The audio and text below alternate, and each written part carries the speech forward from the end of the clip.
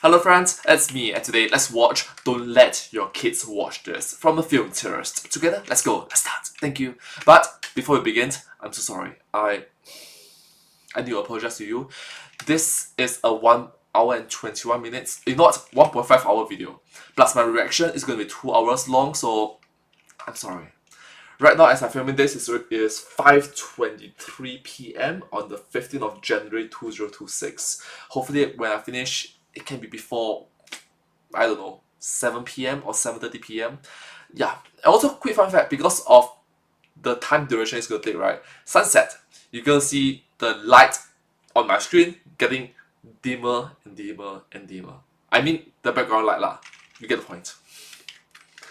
Let's begin. Children's cartoons are terrifying. Beyond Belief, Fact or Theory, hosted by Forrest Lee. Tonight, we delve into the darker side of children's entertainment. 5 theories, some real, some maybe still speculated upon, but we're 99% sure that they're also real. Can you judge which are fact and which are theory? To find out, you must enter a world of both truth and deception. A world that is beyond belief. We often take childhood for Fun fact, the host is called Lee, so literally beyond belief. I got the point. granted. It should be a time of peace and learning. But every Saturday morning when you sat down to watch those cartoons, if you peeled back the layers, even just a little bit, you may discover something truly dark underneath. But do you know what's even more terrifying?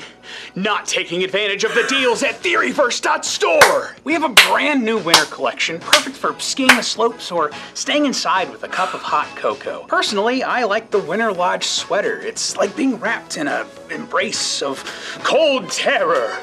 No, it's actually very comfortable. But that's not all. We also have the Winter Lodge hoodie and the Winter Lodge beanie, perfect for protecting your head from them little snowflakes falling on you. You can find all of this and more over at Theoryverse.store. And right now we're running a deal where you get 10% off thanks to the new year. But you better skedaddle, because I hear that deal's going away on December 31st. But for now, let's throw it like a snowball back over to our regularly scheduled programming.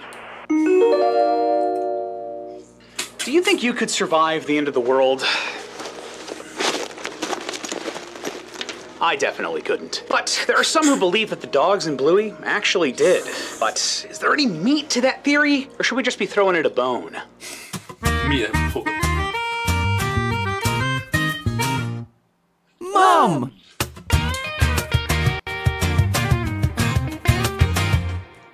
Dad!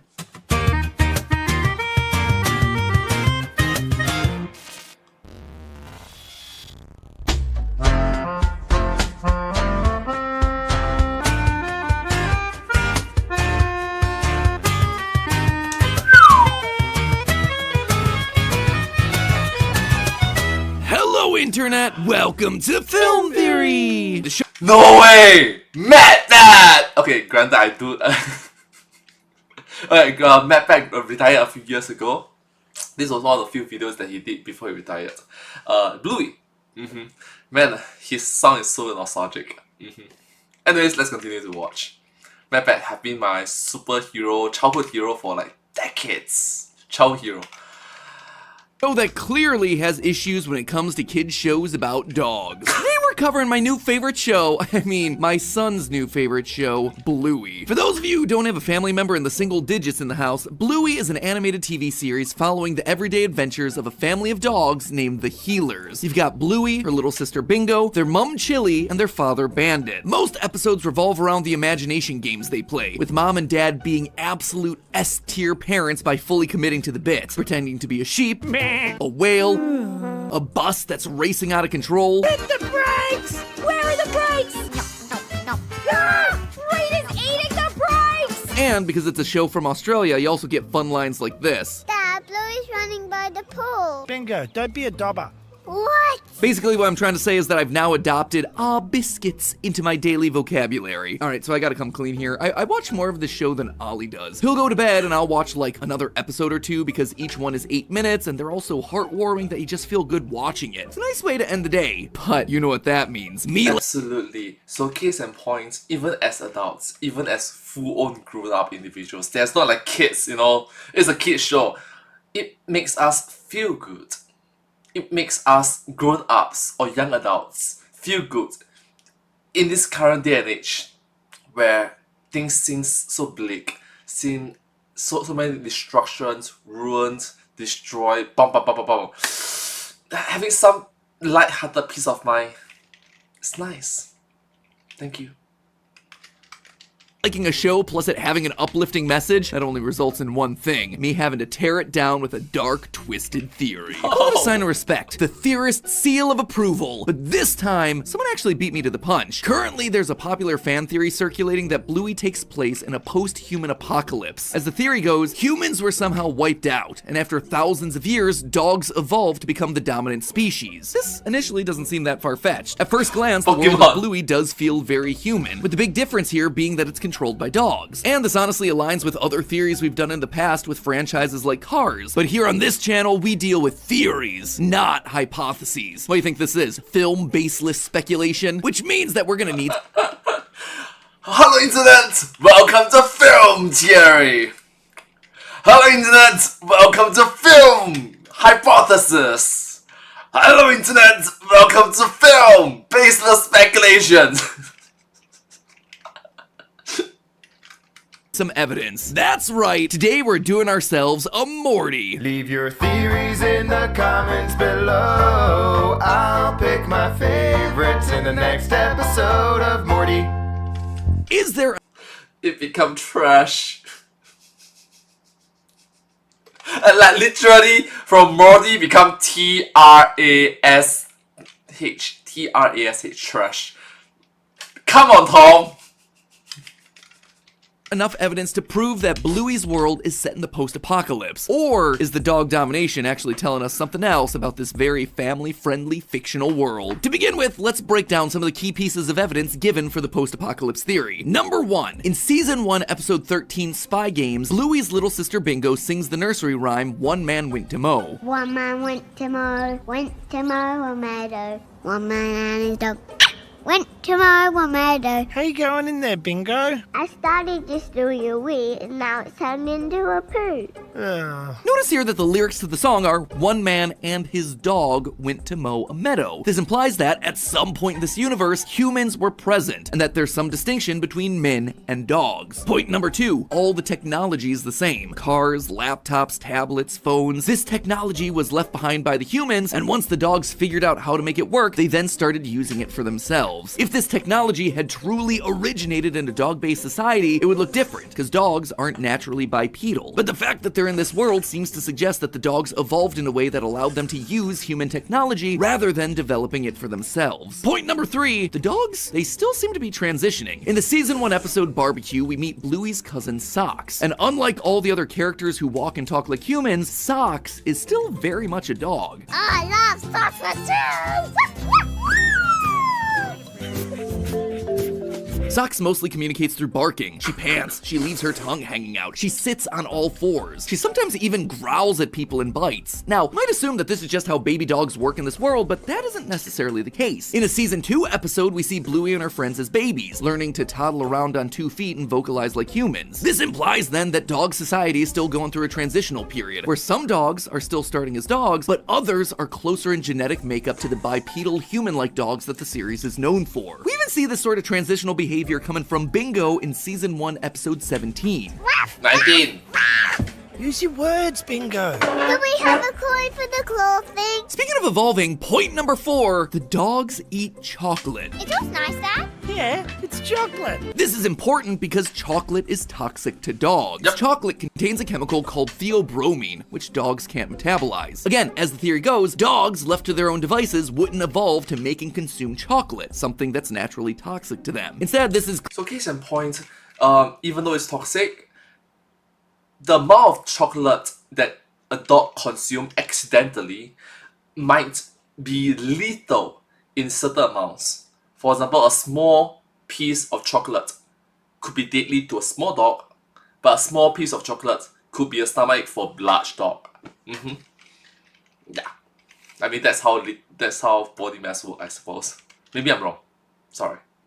Clearly something that humans made first, and then the dogs, when they inherited the earth, eventually gained the appropriate genes to consume. Point number 5, there's a dog army. In season 2, an entire episode is dedicated to the dog Rusty playing an imaginary army game. I'm playing army. I'm about to go on patrol. Rusty's father is a military man, and he's trained his son. Throughout the episode, we hear all about drill sergeants and soldiers and privates. This tells us that the dogs are familiar with man-made military structures, and the concept of war itself. Making matters even more interesting, Rusty and his dad are a breed of dog known as a Kelpie. In Australia, one of the most famous war heroes ever was a Kelpie dog named Gunner, who became famous during World War II for his ability to alert Allied forces to approaching Japanese aircraft. Because of his keen sense of hearing, he was able to differentiate between Australian aircraft and Japanese aircraft, barking when the Axis powers were coming. As such, he was able to save hundreds of lives across 60 attempted air raids. In short, not only do militaries exist in the world of Bluey, but the dog breeds that were selected by humans to be used during wartime efforts are continuing to do that after human society's collapse. And finally, point number 6, there are leashes. At various points throughout the show, we see characters either using leashes or advertisements for leashes in the world around them. If this is a world without humans, why would they exist? Why would dogs create leashes for themselves? And why would dogs be accustomed to using them? The only possible explanation, according to the theories, is that humans made them and then left them behind when they became extinct. But the technology still lingers on to this very day. Overall, there seems to be a lot of evidence in support of this theory. A lot. But before we start breaking down the evidence, I need you to do one thing for me. I need you to go down to the comments and let me know what kids IP you want me to cover next. Right now, I'm working on a Magic School Bus episode, but I'm between shows right now and I could use something new to watch. Thank you for all your suggestions. My nightly entertainment binges appreciate the good work that you're doing. So now that we know our evidence, let's break it down, weakest to strongest. First, the leashes. Look carefully at how the leashes are being used in this universe. They're being used to keep track of small children. Guess what other civilization self-designed leashes to keep track of their small children? Us, humans. Treating our small young ones like untrained animals that need to be tied up is just a touchstone of any civilized society, clearly. So, while on the surface it seems like compelling evidence, in reality, it just makes humans closer to dogs than we care to admit. Speaking of silly things that us elevated humans do, we also eat foods that are meant to be toxic to us. For instance, the cassava. It's a starchy root vegetable from South America that contains compounds that break down into cyanide when consumed. But humans figured out ways to prepare the dish so it could be safe to eat. You also might be familiar with fugu, the poisonous pufferfish that has to be specially prepared so its neurotoxins don't kill you. That's another one that some people are just dumb enough to eat. Intelligent creatures are just programmed to find ways to use the resources that exist around them. So it's no surprise that the Dog Society of Bluey would figure out non-toxic chocolate solutions, just like humans did for our food. Now let's talk about those lyrics. One man and his dog went to mow. This one is starting to get into some tricky territory. The idea here is because Bingo says man, it means that humans existed at some point in history. And secondly, she specifies and his dog. Therefore, the man must be a human and the dog must be a dog. It's a pretty open and shut case, right? Well, I don't think so. If you look at how the characters of the show use language, I don't think this is necessarily true. Throughout Bluey, various characters are constantly saying man to each other. It's just a part of their natural language. Hey, this princess is hard to rescue. This was the 80s, man. There were no helmets. So the lyric that says that one man went to mow could still be talking about a dog. But then what would differentiate the and his dog bit? Well, I think in the Bluey verse, calling someone a dog is just how you refer to your kids. In season 1, episode 32, Bluey makes a video where she wishes for a baby, but notice the way that she talks about it. What Barnacus wanted more than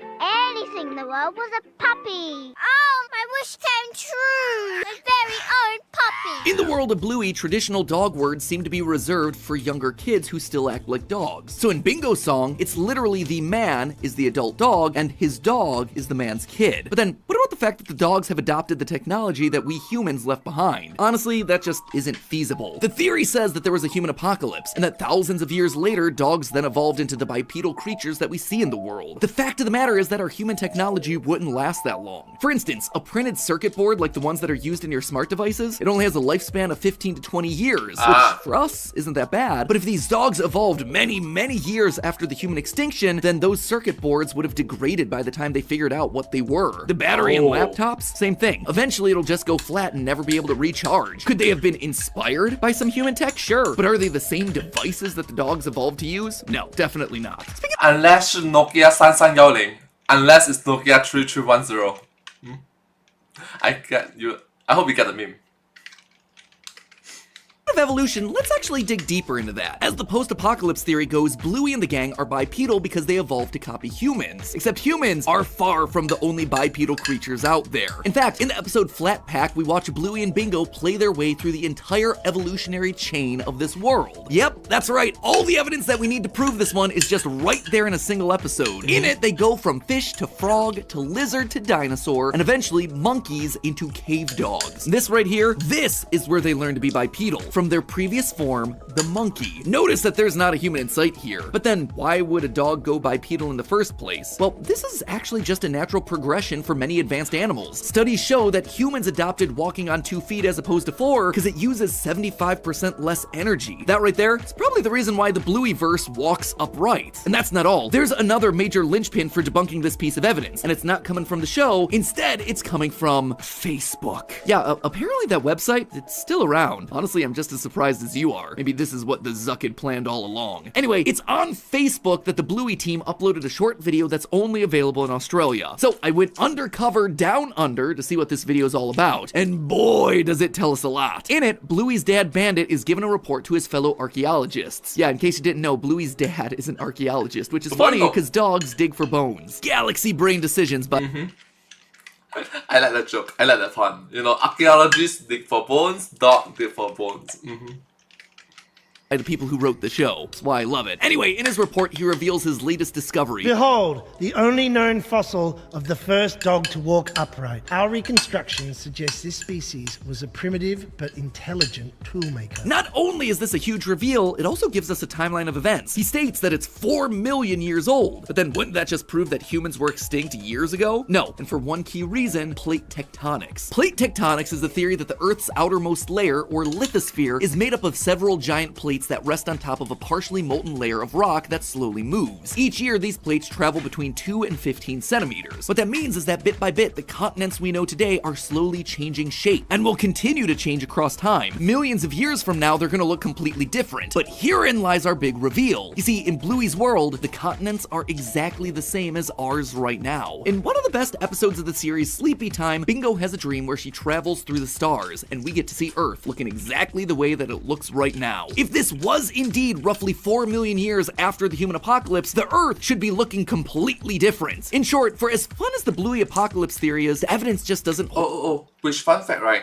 Not sure if you know this. If you go back a few, okay, it's not a few, a lot of years ago, India and Africa, I think it's like North, South, East, West, East Africa and India was the same. Then it, hold up to scrutiny. However, I see this internet theory and I raise it a new one. Not only can I definitively prove that this is indeed a separate universe, it's gonna change the way that you view our universe forever. In the episode Trades, we see Bandit's home office, and because Bandit's an archaeologist, there are lots of historic photos all around the room, but there's one in particular that stands out. This picture of a wild boar with 2 paw prints on it. This right here, that's a real image from our world. It's actually the first known cave painting thought to be made 45,500 years ago in Indonesia. Except Bandit's copy has itself one key difference. There are paw prints instead of handprints. This outright proves that the Blueyverse parallels our own, and the historic parallels don't stop there either. There's also an image of Egyptian hieroglyphics, but with dogs instead of people. And it's not just in Bandit's office either. These similarities go all the way down to their money. The Tooth Fairy leaves Bluey $5 in market, and we get a close look at the note, a corgi in pearls on the front. Now put that next to our image of the Australian dollar bill, and and you see the similarities. The corgi represents Queen Elizabeth II, the Queen of State for Australia at the time the episode was made. So history is unfolding exactly the same as it is in our world. This is absolutely a parallel timeline. But not only does this make the most sense, it's also going to change the way that you view the Blueyverse forever. Here's why. I kind of glossed over this fact earlier, but now it's time to focus on it. In that Flat Pack episode, we saw that monkeys evolved into dogs. That seems crazy, right? Like, why? What evolutionary benefit made monkeys turn into dogs rather than humans? Someone better call Charles Dogwin. Am I right? Dogwin instead of Dark. Okay, yeah. What would cause monkeys to evolve into dogs? Well, for one, dogs have a better sense of smell. 10,000 times better, in fact. But they're also far better at hearing than we are. Not only are dogs able to hear up to 65 kilohertz, while humans can only hear up to 20, but dogs have twice the amount of hearing muscles, meaning that they're able to pinpoint the source of a sound far more accurately than monkeys. As if that wasn't enough, dogs also have reflexes that are 25% faster than humans, which means that they're practically watching us move in slow motion. So already you can start to see why these little guys are the goodest of boys and why humans would trust them so much. But then why would a monkey evolve? Having said that, it is a double-edged sword. What I mean by double-edged sword, if it's too loud, if a loud sound was to occur, bam, to us, it's loud. To them, it's deafening. Okay? If there's a sharp sense of pungent smell, let's say, I don't know, a fart or stinky poop, okay? Or like some volcanic ash smell. To us, it's like, it's irritating. For them, it is even worse, you know? To us, it's like, we can bear it, but it sucks. To them, it signals, run! To have these skills over human abilities. Surely humans are smarter than dogs, even these highly developed dogs, right? Well, not necessarily. Dogs are able to understand reasoning and logic similar to how a human toddler does. They're able to think and create new ideas. This is something called inferential reasoning, picking up on context clues to help create a decision. If you had two cups upside down with a treat in one and you pointed to the one with the treat in it, dogs will use that cue to turn over the cup that you pointed to. Chimps, meanwhile, will ignore that clue completely, and this is where it appears that dogs are more intelligent than monkeys. On top of that, dogs are also better able to read facial expressions than a monkey, so dogs aren't stupid. In fact, far from it. They're using inferential reasoning and emotional intelligence far more than our monkey predecessors. So really, in the end, the Bluey post-apocalypse theory is debunked, and what we're really seeing here in the show is a more perfect world, where monkeys didn't evolve into hairless apes, but instead evolved into the truly superior being, highly evolved dogs. Kinda makes you wonder whether our real world here is truly the darkest timeline. Oh! Did you have an imaginary friend as a kid? Well, if you did, you'll know that they can seem as real as you or I, or even a Muppet. But if you let things go too far, you may end up like my dear friend Elmo here, stuck between a rock and a hard place. Elmo's crayon is blue, just like the sky. I'm colorblind, Elmo. Alright guys, it's time to reveal the theory of the day! Are you ready? Okay, here I go. The theory of the day is... Sesame Street! My friend Toothpicky here. Say hi, Toothpicky. Hi, Toby. Toothpicky says that the theory of the day is that Sesame Street has a dark secret, and that it all begins with Elmo wanting to bump off his friend's pet rock. But I wanted to... But that really? The root of the problem is more systematic. Toothpicky says that in the end, what Rocco represents is older generations failing to establish proper social norms and a troubling tendency of defaulting to victim blaming. Wow, that was very insightful. He said all that? Yup. Now I'm curious, what else does Toothpicky have to say? That I deserve a raise. Your friend is stupid, Dan. Hello, Internet! Welcome to Film Theory, the show that'll always let you have the last oatmeal raisin cookie. You know what's wild? My parents grew up with Sesame Street, and then I... Hello, Internet! Welcome to Film Theory! Wait, it should be... Hello, my pet! Hello, Dan! Hello, Toothpicky! grew up with Sesame Street, and now my son Oliver can also grow up with Sesame Street, after his Paw Patrol phase, of course. This show started all the way back in 1969. It has run for an insane 52 seasons, a total of 4,626 episodes so far. Considering that the Theorist channels are at 931 episodes, I'd say we're doing a pretty good job of catching up. Anyway, with this show being such a prominent ingredient in the cultural stew and producing such a... Granted, there was a small duration of period where Sesame Street was quite controversial, sadly, because they were like, hey, there are more than two genders.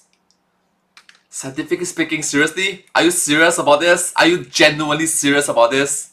Are you genuinely serious teaching kids that there are more than two genders? Are you serious about this? Martial arts, okay? Look, no matter if you are one gender or other gender, there is a biological fact that male have longer wingspan, height, weight, body mass, bone density, lung capacity, adrenaline, testosterone, so on and so forth. Are you sure about that? Are you sure about that, Sesame? Well, there was a small period of time in which Sesame was just controversial, you know.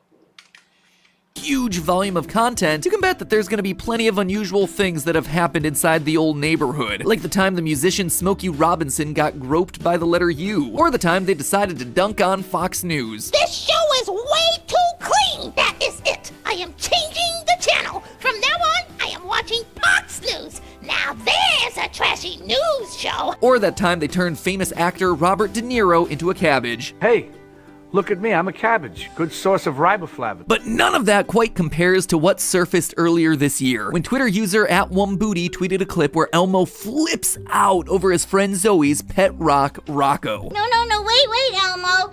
Rocco says that he wants the oatmeal raisin cookie. Rocco? Rocco's a rock, Zoe! How is Rocco gonna eat that cookie, Zoe? Tell Elmo! Watching as the usually kind and patient Elmo loses his cookies, literally and figuratively, over a rock made this clip go absolutely viral, totaling over 9 million views, with just about every major news publication from Vanity Fair to Polygon to NPR covering Elmo's explosive rage. Elmo's Twitter account got involved. Dwayne "The Rock" Johnson responded. Heck, Sesame Street's TikTok is still leaning in. Everyone has had themselves a good old time and enjoyed their thousands of dollars in free advertising off this one clip. But then, of course, the internet decided to do what it does best. It dug deeper. Several cyber sleuths, or I suppose they could be Sesame Street superfans, found that this wasn't the only time where Elmo became just a wee bit upset by Rocco's shenanigans. Oh, Rocco says that was a great workout. It sure was, Rocco. But Rocco didn't even move. He's a very special rock. Go on, say hello, Rocco.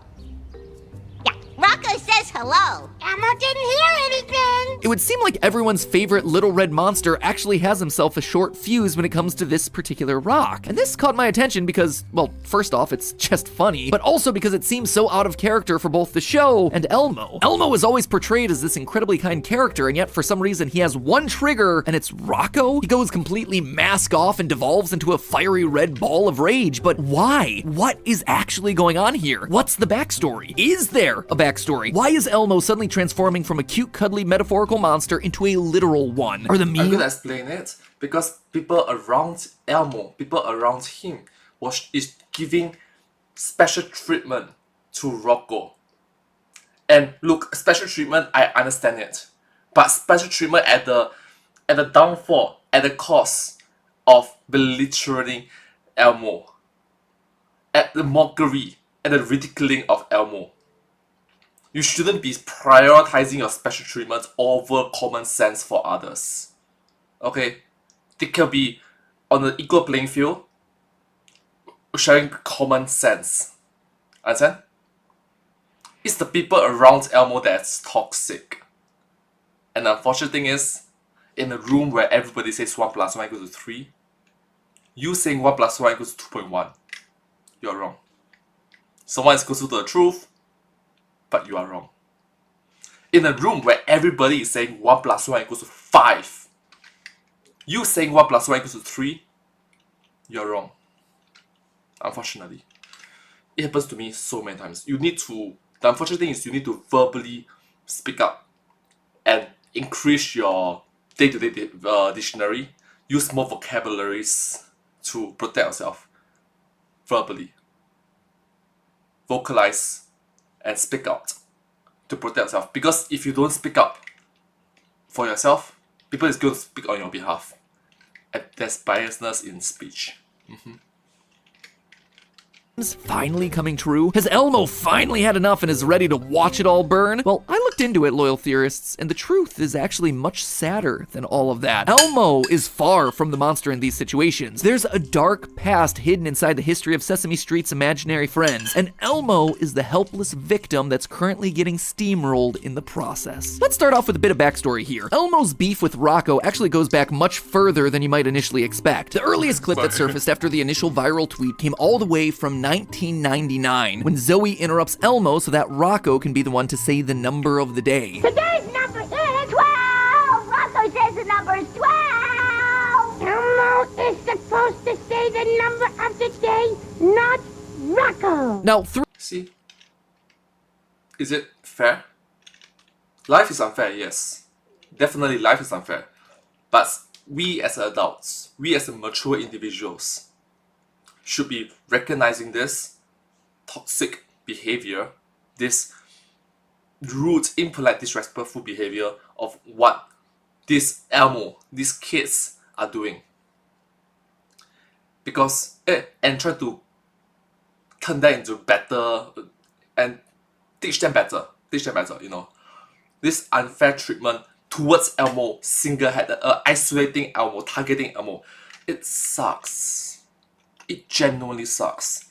And it's the adults around them who fail to punish one individual, you know, or just lecture. Don't punish, lecture. You know, Elmo gets the brunt of the unfair treatment too many times. And everybody else just treat it as part and parcel of life. That's not fair, that's not right. Is Elmo a sandbag, or is an Elmo an individual with feelings? Sandbag or individual with feelings? You tell me. 3-year-old Zoe having an imaginary pet rock isn't in and of itself strange. These characters are children, after all. It's all typical behavior from a child with a growing imagination. And it's not like Elmo doesn't understand imaginary friends or pretend play either. In another episode with Rocco, Elmo has a stuffed toy that he's named Baby David. The two of them pretend to be astronauts. Elmo's playing astronaut with Baby David. Hi, Baby David. I'm playing with Rocco. Hello, Rocco. Hey, Elmo, could you please watch Rocco for a minute? Rocco doesn't need Elmo to watch him. Rocco's just a rock.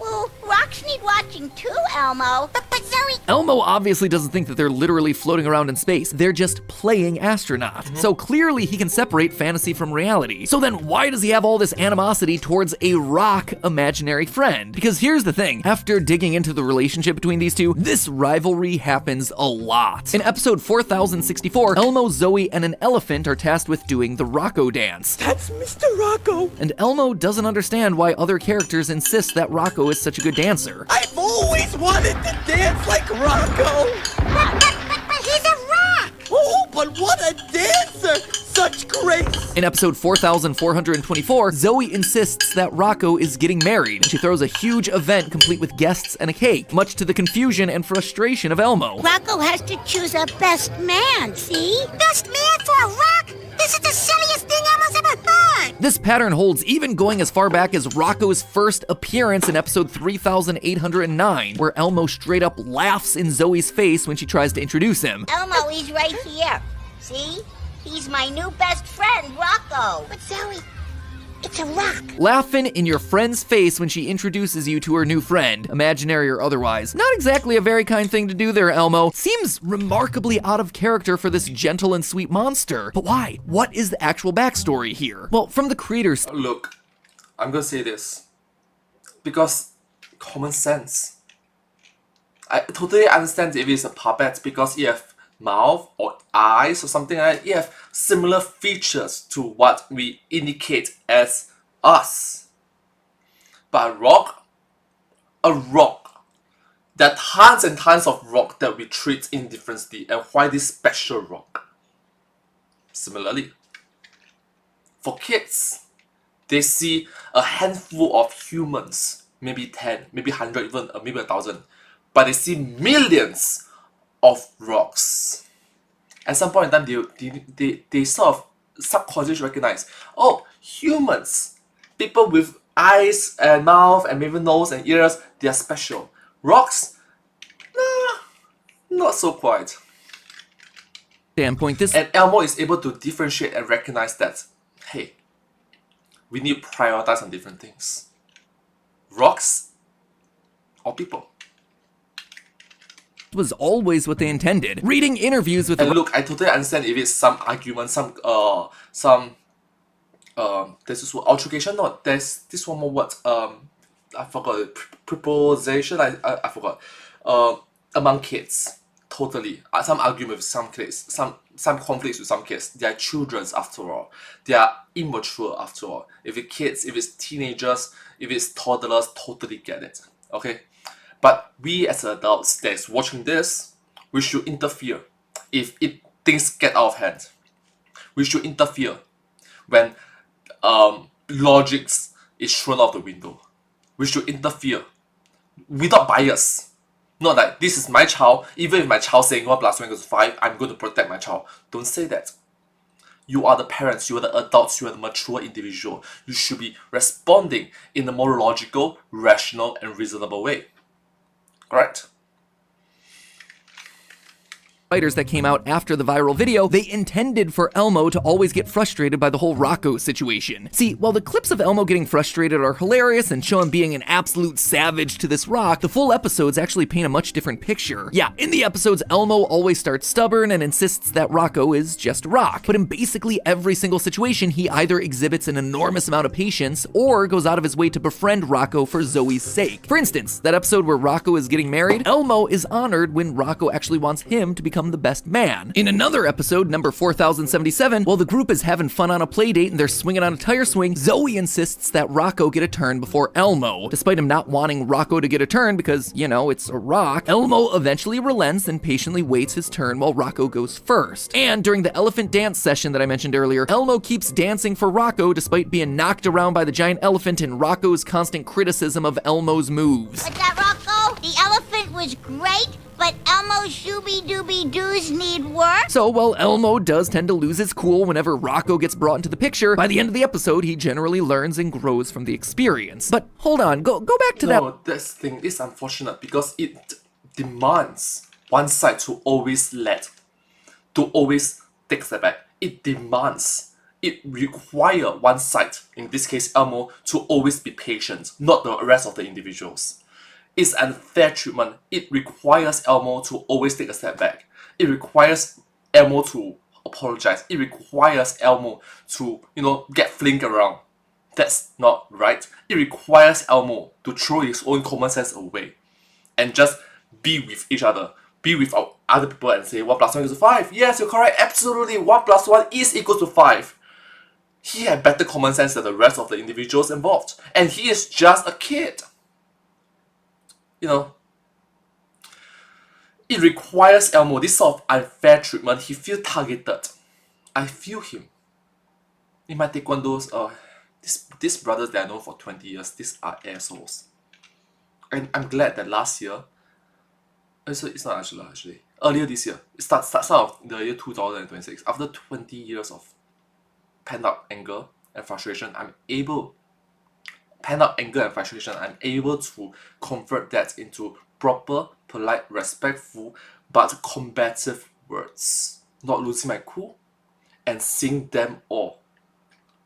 Being shocked by the vocabularies that is coming out of my mouth and being able to defend myself. It sucks when everybody says that we are all your friends, we are all your comrades, but they are against me.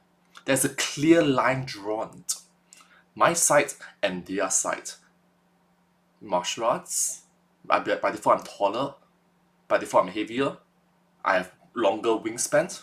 Wingspan means end to end, hands to hands, or legs to legs. By default, that they always targeted me. Or you are able to take it. Or your 5% is like my 10%. At some point in time, no. That guy is giving 100%. That guy is giving 100% to me, and I cannot give him at least 50% of mine. Bull fucking shit. Last example. Elmo is being physically and psychologically attacked here. He's being knocked around by an elephant and made fun of. He's being physically and psychologically and emotionally and mentally and indirectly attacked. Always being attacked. And when other people say that, how am I attacking you? You are. You are. Your words is always being targeted. He's always been the target of the joke, of the crowd. His common sense doesn't align with other individuals. Other individuals saying 1 plus 1 is 5, he's saying 1 plus 1 is 3, he is wrong. But notice he's closer to the truth, number one. Number two is the rest of the individuals is incapable of recognizing that they are wrong. For his dance moves, all of it for the benefit of Rocco. In the cookie clip, Elmo's favorite cookie is being given away to an inanimate object, and on the tire swing, Elmo winds up having to share his turn because Rocco has gone before him, and suddenly the adult Gabby has run out of time. Who's next? Elmo is! Rocco's in line ahead of you. It's his turn. But Rocco is a rock. You know, Elmo, Rocco is next in line. Oh, okay, fine. In each of these situations, and others that I'm not talking about, Zoe is always the one pulling some kind of cruel stunt on Elmo. Enough so that I have to ask, is she the true monster here? It'd be one thing if Zoe... It's manipulative. It sucks that others is always putting this stance on you, like what Matt said, and you are always being puppeted by this puppetry, by this puppeter. At some point in time, you have to recognize that, am I actually a person? Or am I just a sandbag, a puppet, someone that they can make fun of, a clown for them? My own common sense is being attacked by their common sense. My own very existence being around them is, at some point in time, you have to recognize that, am I the one that is problematic, or are they the one that is problematic? And then that's the good thing about opening yourself to different communities in which you see that, oh my gosh, it's not that I'm at fault, it's their fault. That's why I'm so glad that I opened up to myself to other martial arts. Shotokan Karate, Shinkokushin Karate, Taekwondo, Judo, Sanchindo. Now whatever my Taekwondo brothers are saying that, I'm like, bro, you don't know shit about it. You can say all you want, but you are wrong. And not only that, my secondary school classmates, right, there was this one girl that is quite toxic. At my age already, she's older than me, right, because by default I'm younger. December birthday. Okay, for the past, it's not 20 years, 15 years or so, it's not 15, 17 years or so, yeah. Her personality doesn't really change. She still make fun of me. The good thing is, our group of kakis, our good friends, we only meet once every 3 months or so, once every 6 months or so. So if she want to be toxic to me, or she want to be targeted to me, it's like, treat me as, 备胎, spare tire. I don't really care about it. We only meet each other 6 months, once per 6 months or once per 3 months per year. It's not much. Just reminisce of our childhood. Just reminisce of our friendship as classmates. Nothing much, nothing more.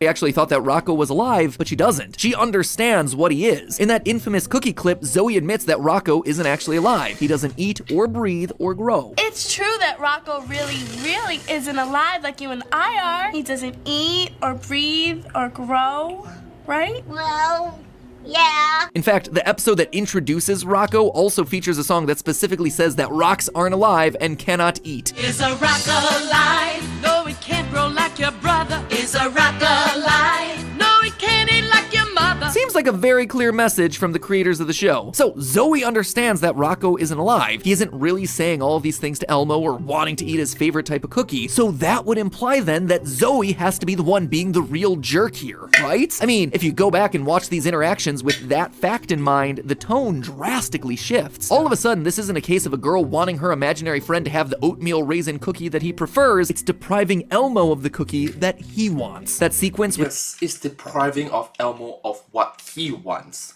It's depriving of him. In my case, it's depriving me to be successful in Taekwondo.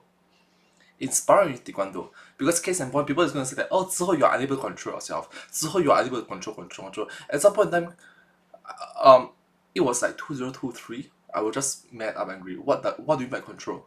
Control myself to increase or decrease, accelerate, decelerate, tone up, tone down, hasten, or slow down. What do you mean by control? If I was to hasten by 10%, I get lectured by you guys. If I was to reduce by 10%, I get lectured by you guys. What do you guys mean? At some point in time, you have to. I'm so glad that with the exposure of other martial arts, I recognize that they are being toxic. And I'm being good natured because I'm being good natured about it because I didn't use a lot of just nasty words. Gosh, those fuckers. To be honest with you, we call each other fuckers by the way. We have known each other for 20 years. You know, not losing our cool and just using vocabulary, verbal words. These individuals, for the past 20 years, have been taking advantage of the good heart in me. I respect hierarchy. I respect friendship. And that's the thing about it. I should have drawn a line and not let hierarchy and respect and friendship and so on and so forth, camaraderie, to overtake common sense. That's number one. Number two is, I should have more exposure with other martial arts, so that whatever they are saying, I can be like, they are not absolutely truthful. They are not absolutely correct. Because I'm able to take a grain of salt with my experience of other martial arts.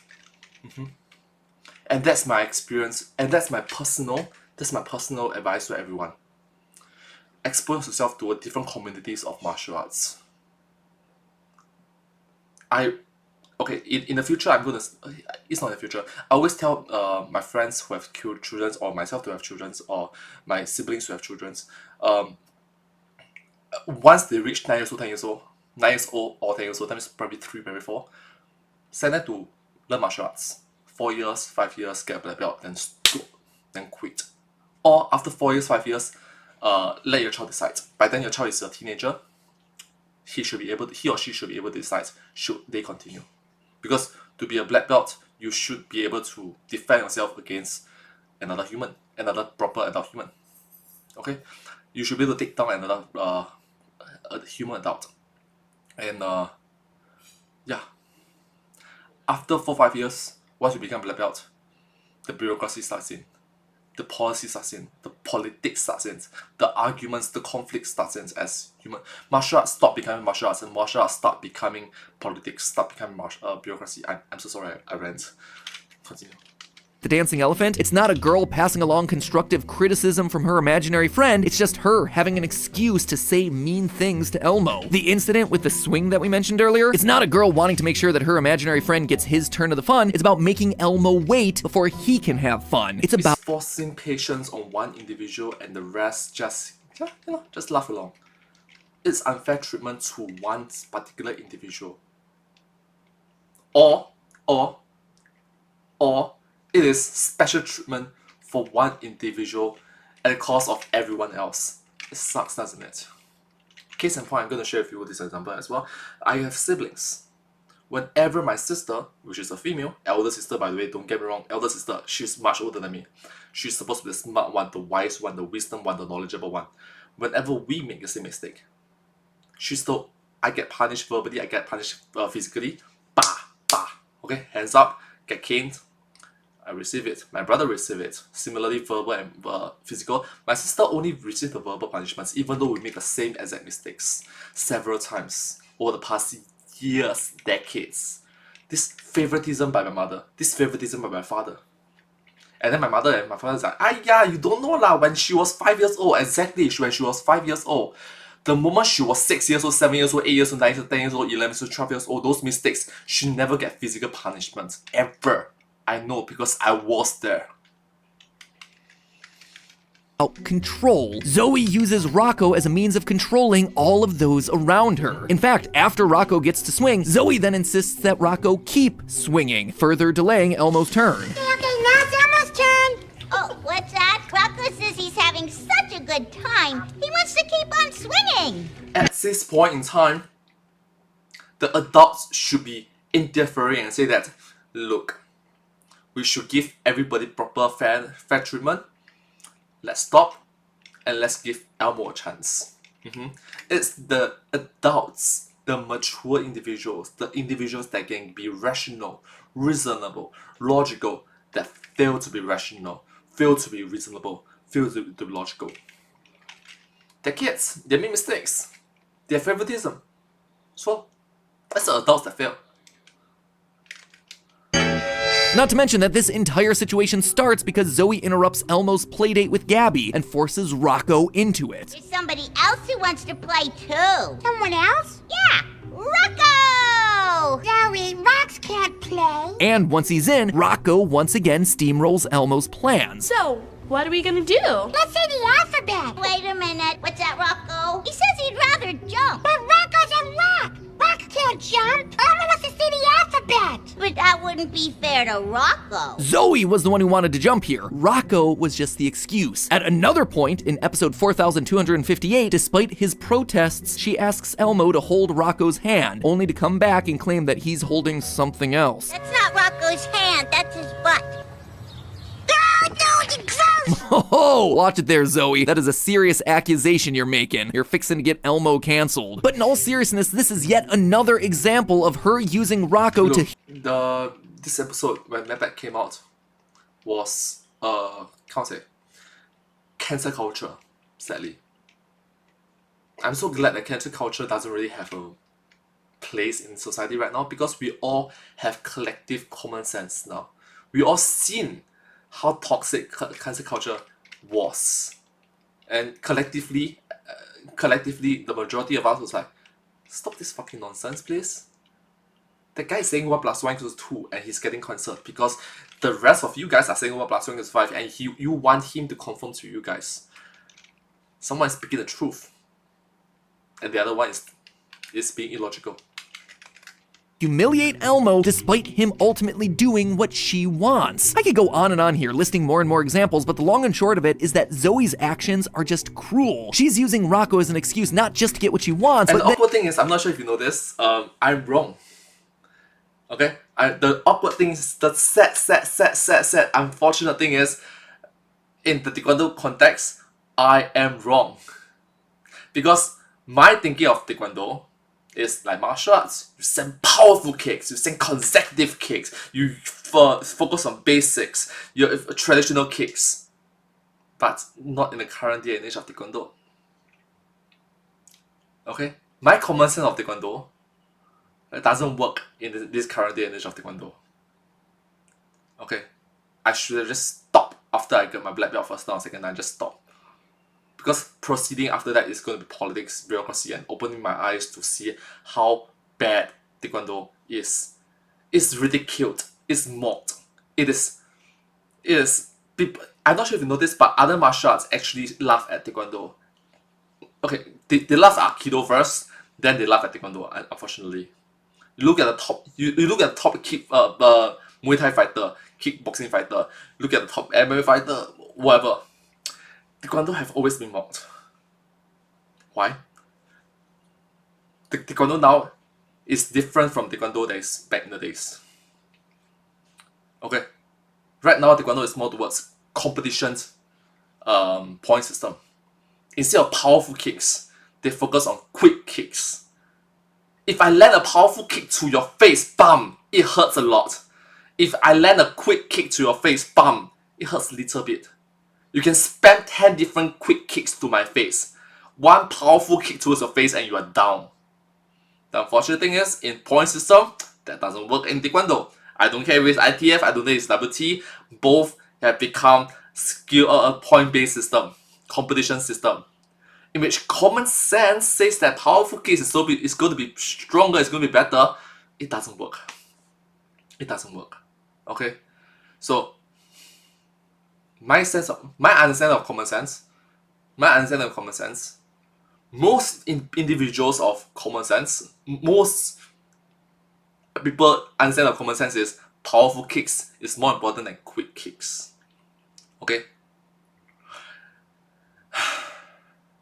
Consecutive strikes, consecutive kicks are looked down upon, are ridiculed, are mocked, are discouraged, are belittled. Whereas if you use competitions-based kicks, you know, just prepare yourself and counter attack, bam bam, bam bam bam, finish, bam bam bam bam. Okay, if you were to do this, bam bam bam bam bam bam bam bam bam bam bam bam bam bam bam bam bam, like how old school Taekwondo was, you are looked down upon in this current day and age. It sucks. It sucks. You know, it's that you are unable to control. Why are you being so fierce? This, and the setting is, officially, Taekwondo have become a semi-contact martial art. Yeah. Granted, if you are learn Taekwondo right now, I'm not trying to ridicule you. some martial art background is better than zero martial background. Some understanding of it is better than zero understanding of it. But in the real life context of things, majority of the time, Taekwondo, in comparison to karate, Taekwondo have become not so effective, unfortunately, in this current day and age. Maybe if they go back to, I don't know, North Korea kind of Taekwondo. Okay, so I'm okay. North Korea type of Taekwondo have not transitioned into more of point-based system. They still prioritize on common sense, in which powerful kicks is better than quick kicks. Powerful kicks is more powerful than quick kicks. And to terrorize. Look, in the street fight, which I hope you don't get into it. In a street fight, you try all these Taekwondo competition-based kicks, tap tap tap on the face. Bullshit, the guy is gonna crumble you. Whereas if you use old style Taekwondo, you overwhelm the individual with consecutive kicks. Bah, bah, bah, bah. Well, you're gonna win. Elmo. But that's the thing. In practice, in lessons, in class, in readings, or in seminars, old school consecutive kicks, old school powerful kicks, old school traditional technique kicks are being looked down upon. In this current day and age. While getting what she wants time and time again. So there we have it, right? Despite what we see in these viral clips, Zoe is actually the evil monster lurking. I don't know how I'm able to talk about Taekwondo in this in this Sesame. I'm so sorry.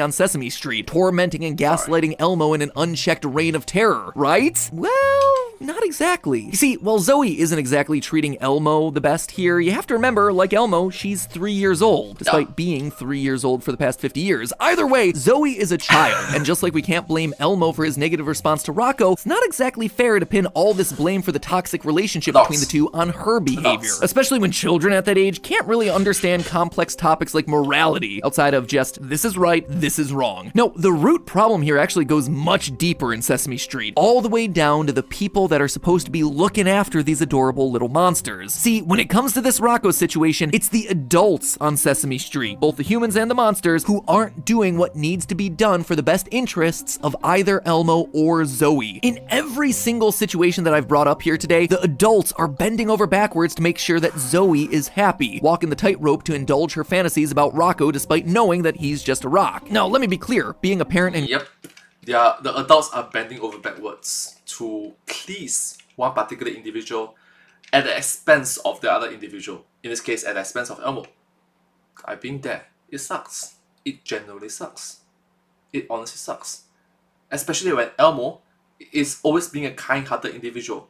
The unfortunate is, in Chinese there's a saying, 人善被人欺. 人善, humankind become human bullied. Okay, humankind be humankind be human bullied. Alright, that means a kind person often get bullied. I am a kind person, and I get bullied by my friends, my brothers, my comrades. Thus I over the past few years, I think it's during COVID or after COVID, around there. During COVID and after COVID, I watch a lot more argumentative YouTube videos, debative YouTube videos, political YouTube videos, where I learned to ingrain such big combative words, defensive words, offensive words in my day-to-day dictionary. Not to use them on a suka-suka, happy basis, but when someone else is being that toxic, I'm able to retaliate and say that, hey, you are being so and so and so, you are being perpetuatory, you are being manipulative, you are guilt tripping, you are emotional kidnapping. Don't do that. You are. Engaging with the child's imaginary friend, great thing to do, totally fine. It is healthy to engage with the child's fantasies to a certain degree, respecting their imagination. But the adults— Yeah, to a certain degree. Absolutely. But don't cross the line of common sense. Of common sense among everyone. And don't belittle other individuals, other kids at the expense of just don't. You know, don't cross the line. On Sesame Street are actually taking this to a whole nother level, a dangerous level, and it's doing more harm than good. Psychologist Dr. Samantha Rodham-Witten explains that, while fostering a child's imagination is great parenting, imaginary friends can get out of hand in certain situations. You cannot let the imaginary friend turn into a way for the child to control the family because that teaches the kids the wrong lesson. Again, think of the very first clip that brought this whole situation to light. Rocco was not only given a cookie, but at first was given Elmo's favorite cookie over Elmo. And instead of really getting down on one knee and being firm with Zoe about being fair to Elmo, the adult in the clip just kinda lets it happen. Gabby, can Elmo have an oatmeal raisin cookie instead, please? Gee, Elmo, that was my last one. Back when Zoe interrupts Elmo's playdate, the adult should have stepped in to defend Elmo, who was clearly uncomfortable saying no to Zoe. Rocco! Oh, Rocco. And when Zoe and Elmo get into a shouting match because Case in point, a lot of individuals can feel uncomfortable, but adults should be able to speak up on behalf of the kids. Even adults can feel uncomfortable, yes, definitely. But you have to step up as a role model. 树立一个好榜样. Even if you as an adult is feeling uncomfortable, but in front of the kids, you cannot show such vulnerability because the child depends on you to be the logical one, to be the dependable one. Rocco wants to jump instead of Elmo's choice of saying the alphabet. The adult should have been the one to defuse the situation. Instead, they come up with this. Jump! No, alphabet! Jump! Alphabet! Maybe we can jump and say the alphabet at the same time. Well, we could do that. Ask you how you are, you just have to say that you're fine when you're not really fine. Each time, Elmo's wants and needs are ignored by the people around him in order to appease a rock. The same thing happens with the swing later. Sure, the adult checks in to see whether Elmo's okay with Rocco going first. Are you sure you're okay with this, Elmo? Yeah, Elmo's next anyway, Gabby. But when she suddenly has to go and Elmo doesn't get a full turn to himself, Elmo's patience isn't rewarded. He's the one left holding the bag. And these aren't the only examples of it. It sucks, doesn't it? You are left holding the bag. You are left holding the trash. You are left with... Your patience is not being rewarded. Your patience is being punished. It teaches you the lesson that, why am I being so kind? Kindness is difficult. Why being so understanding? Understanding is wrong. It teaches the wrong lessons. And the adults around are to be blamed, to be honest with you. If you are the teacher, if you are the instructor, if you are the coach, if you are the master, you should be the one with higher morality. You should be setting a better example. Not prioritizing the talented individuals, not prioritizing the students that is your favorites. I'm looking at you. But you should be prioritizing on students that is collective whole. Not always thinking that, oh my gosh, he is talented, thus is always correct. He is my favorite, thus he is correct. But also prioritizing the common sense, the general common sense. Adult characters letting Zoe, through the form of Rocco, walk all over Elmo. In that dancing clip that we showed you earlier, the elephant calls Rocco your greatness and sir, even forcing Elmo to make sure that he calls him Mr. Rocco. Maybe Zoe and Elmo should switch places if it's okay with Rocco. That's Mr. Rocco. The full wedding that's thrown for Rocco and his bride Petra really takes it as far as it can go. An expensive wedding cake is ordered, people dress up, they stress over being late for this rock. These adults are enabling Zoe, letting her control so much of their lives and Sesame Street in an unhealthy way. And worse, Yep, the kid is being manipulative, but the adults are enablers. The people around are enablers. In a room where everybody says 1 plus 1 equals 5, you saying 1 plus 1 equals 3, you are wrong. they're letting her stress Elmo out, drive him insane, exasperate him to this breaking point. Remember, he's in a room where everybody is 1 plus... In a room where everybody... Look. In a room where everybody says 1 plus 1 equals 5, I say 1 plus 1 equals 3, I'm wrong. You not recognize that? He doesn't have the tools to understand why they're treating this rock in this way. A way that is, mind you, better than the way that they're treating him. But why? Why are these parents seemingly so scared to really put their foot down when it comes to Rocco? Well, it's sad to say, but this actually has its roots in entirely good intentions. And we can trace the reason why all the way back to the 1970s and a little character named Mr. Snuffleupagus. Yep, I'm serious. This conspiracy goes deep. See, Rocco isn't the first time that Sesame Street has addressed the idea of imaginary friends with an ongoing storyline. And let's just say that the way they did it before was problematic. Back in 1971, Sesame Street introduced Aloysius Snuffleupagus, a big, hairy, elephant-like monster who befriends Big Bird. It's cool, another new character for all the others on the show to interact with, right? Except there was a problem. Big Bird was the only person who ever saw Mr. Snuffleupagus, and whenever Big Bird tried to introduce him to any of the human characters, Mr. Snuffleupagus would be gone, disappeared into thin air or lumbering off screen just in time to miss everyone. What a day. I finally get to meet all of Bird's friends. Let's go get our stuff and we'll meet back here.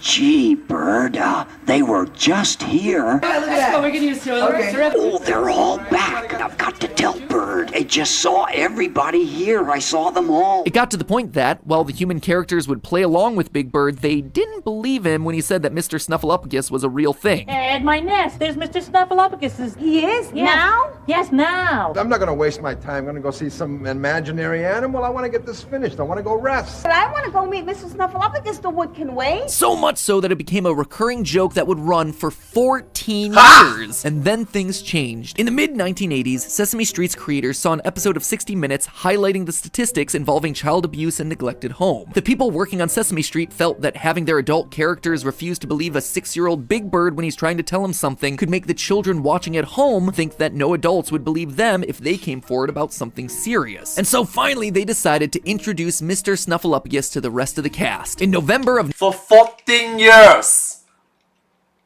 What the... 1985, Big Bird was finally vindicated as the adults came face to face with Snuffy and their jaws hit the floor. I told you there was a Snuffleupagus, and last, you've seen him, and you gotta believe it, right? He's not imaginary, but you never believed me. Enter... He felt wrong for decades. Oh my gosh, I suddenly have a common sense with him. He felt wrong for decades. He felt belittled by decades. He felt ridiculed and mocked for decades, even though he's saying 1 + 1 is 5. Even though he's saying 1 + 1 is 2, and everybody else is saying that he's wrong. Rocco. I suspect that in the aftermath of the Mr. Snuffleupagus drama, the creators of Sesame Street leaned hard, too hard, in the other direction. Now the lesson they seem to be passing along isn't just that grown-ups will believe you when you tell them things, but they'll go along with it so much that you can then use your imaginary friends to torture other kids, to control everyone around you. And none of... As adults, we should be rational. We should be neutral. Not leaning too much on the left, not leaning too much on the right. We should be central. We should be neutral. We need to be centralized. Okay? 定海神针, that kind of centralized, you know. Not leaning too much towards one side, not leaning too much towards the other side, not leaning too much towards the point of ridiculing one side, not leaning too much to the point of treating unfair on the other side. We shouldn't be. Well, that's not how life works, sadly.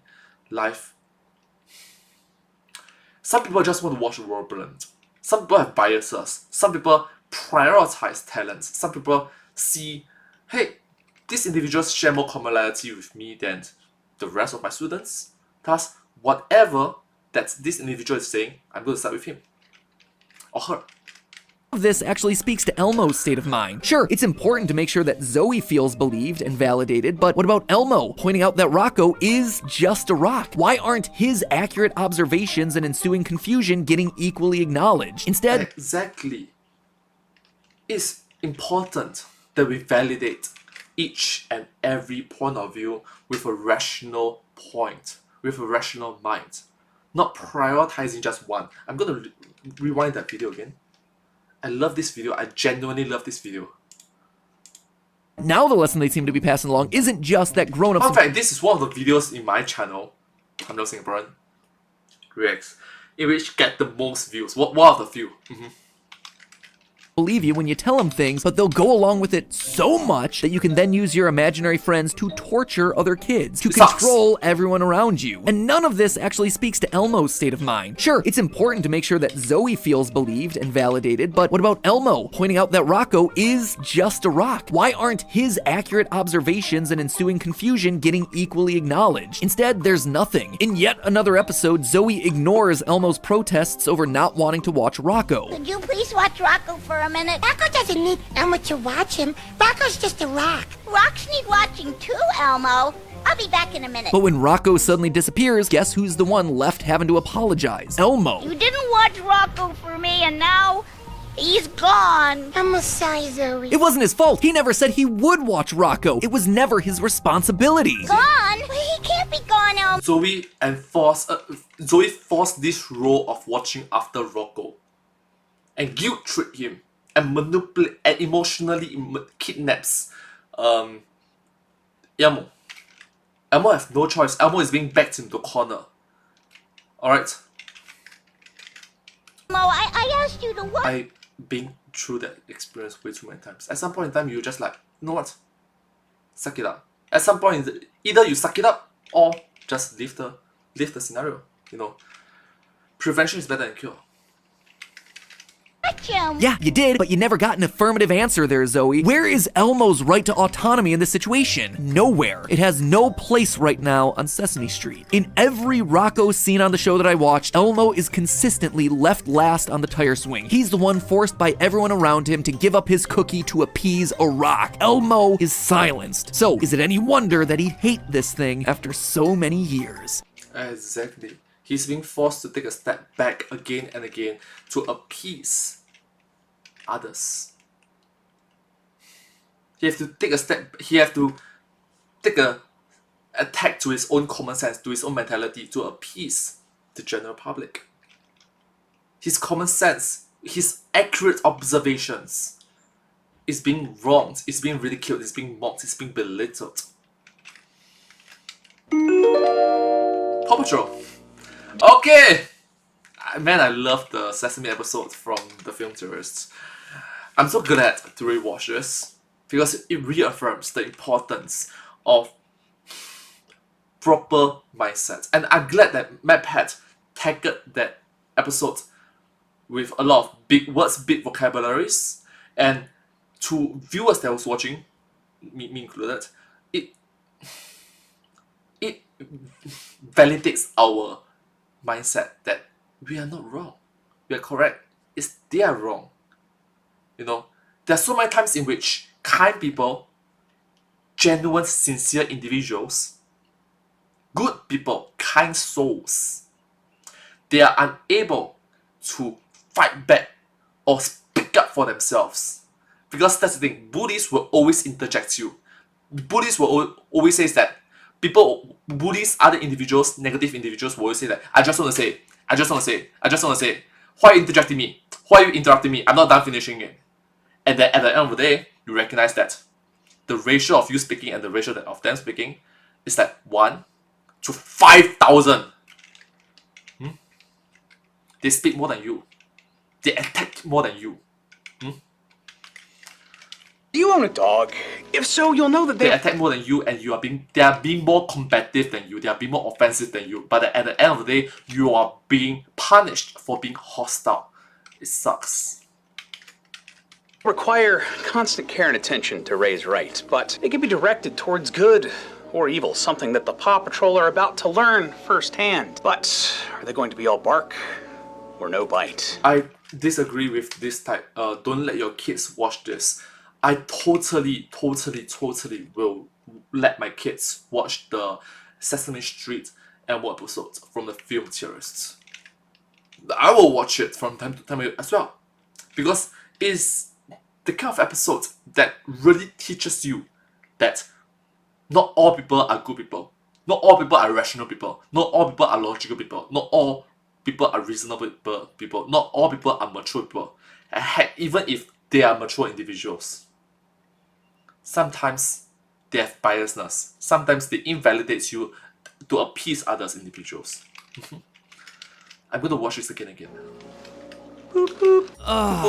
You know, after a hard day of theorizing, it's good to just kick back and watch some Paw Patrol with my son. No deeper meanings to analyze, just a fun-loving show about puppies. So simple, so wholesome. Oh, hold on, are these puppies dead? Oh, it's happening again!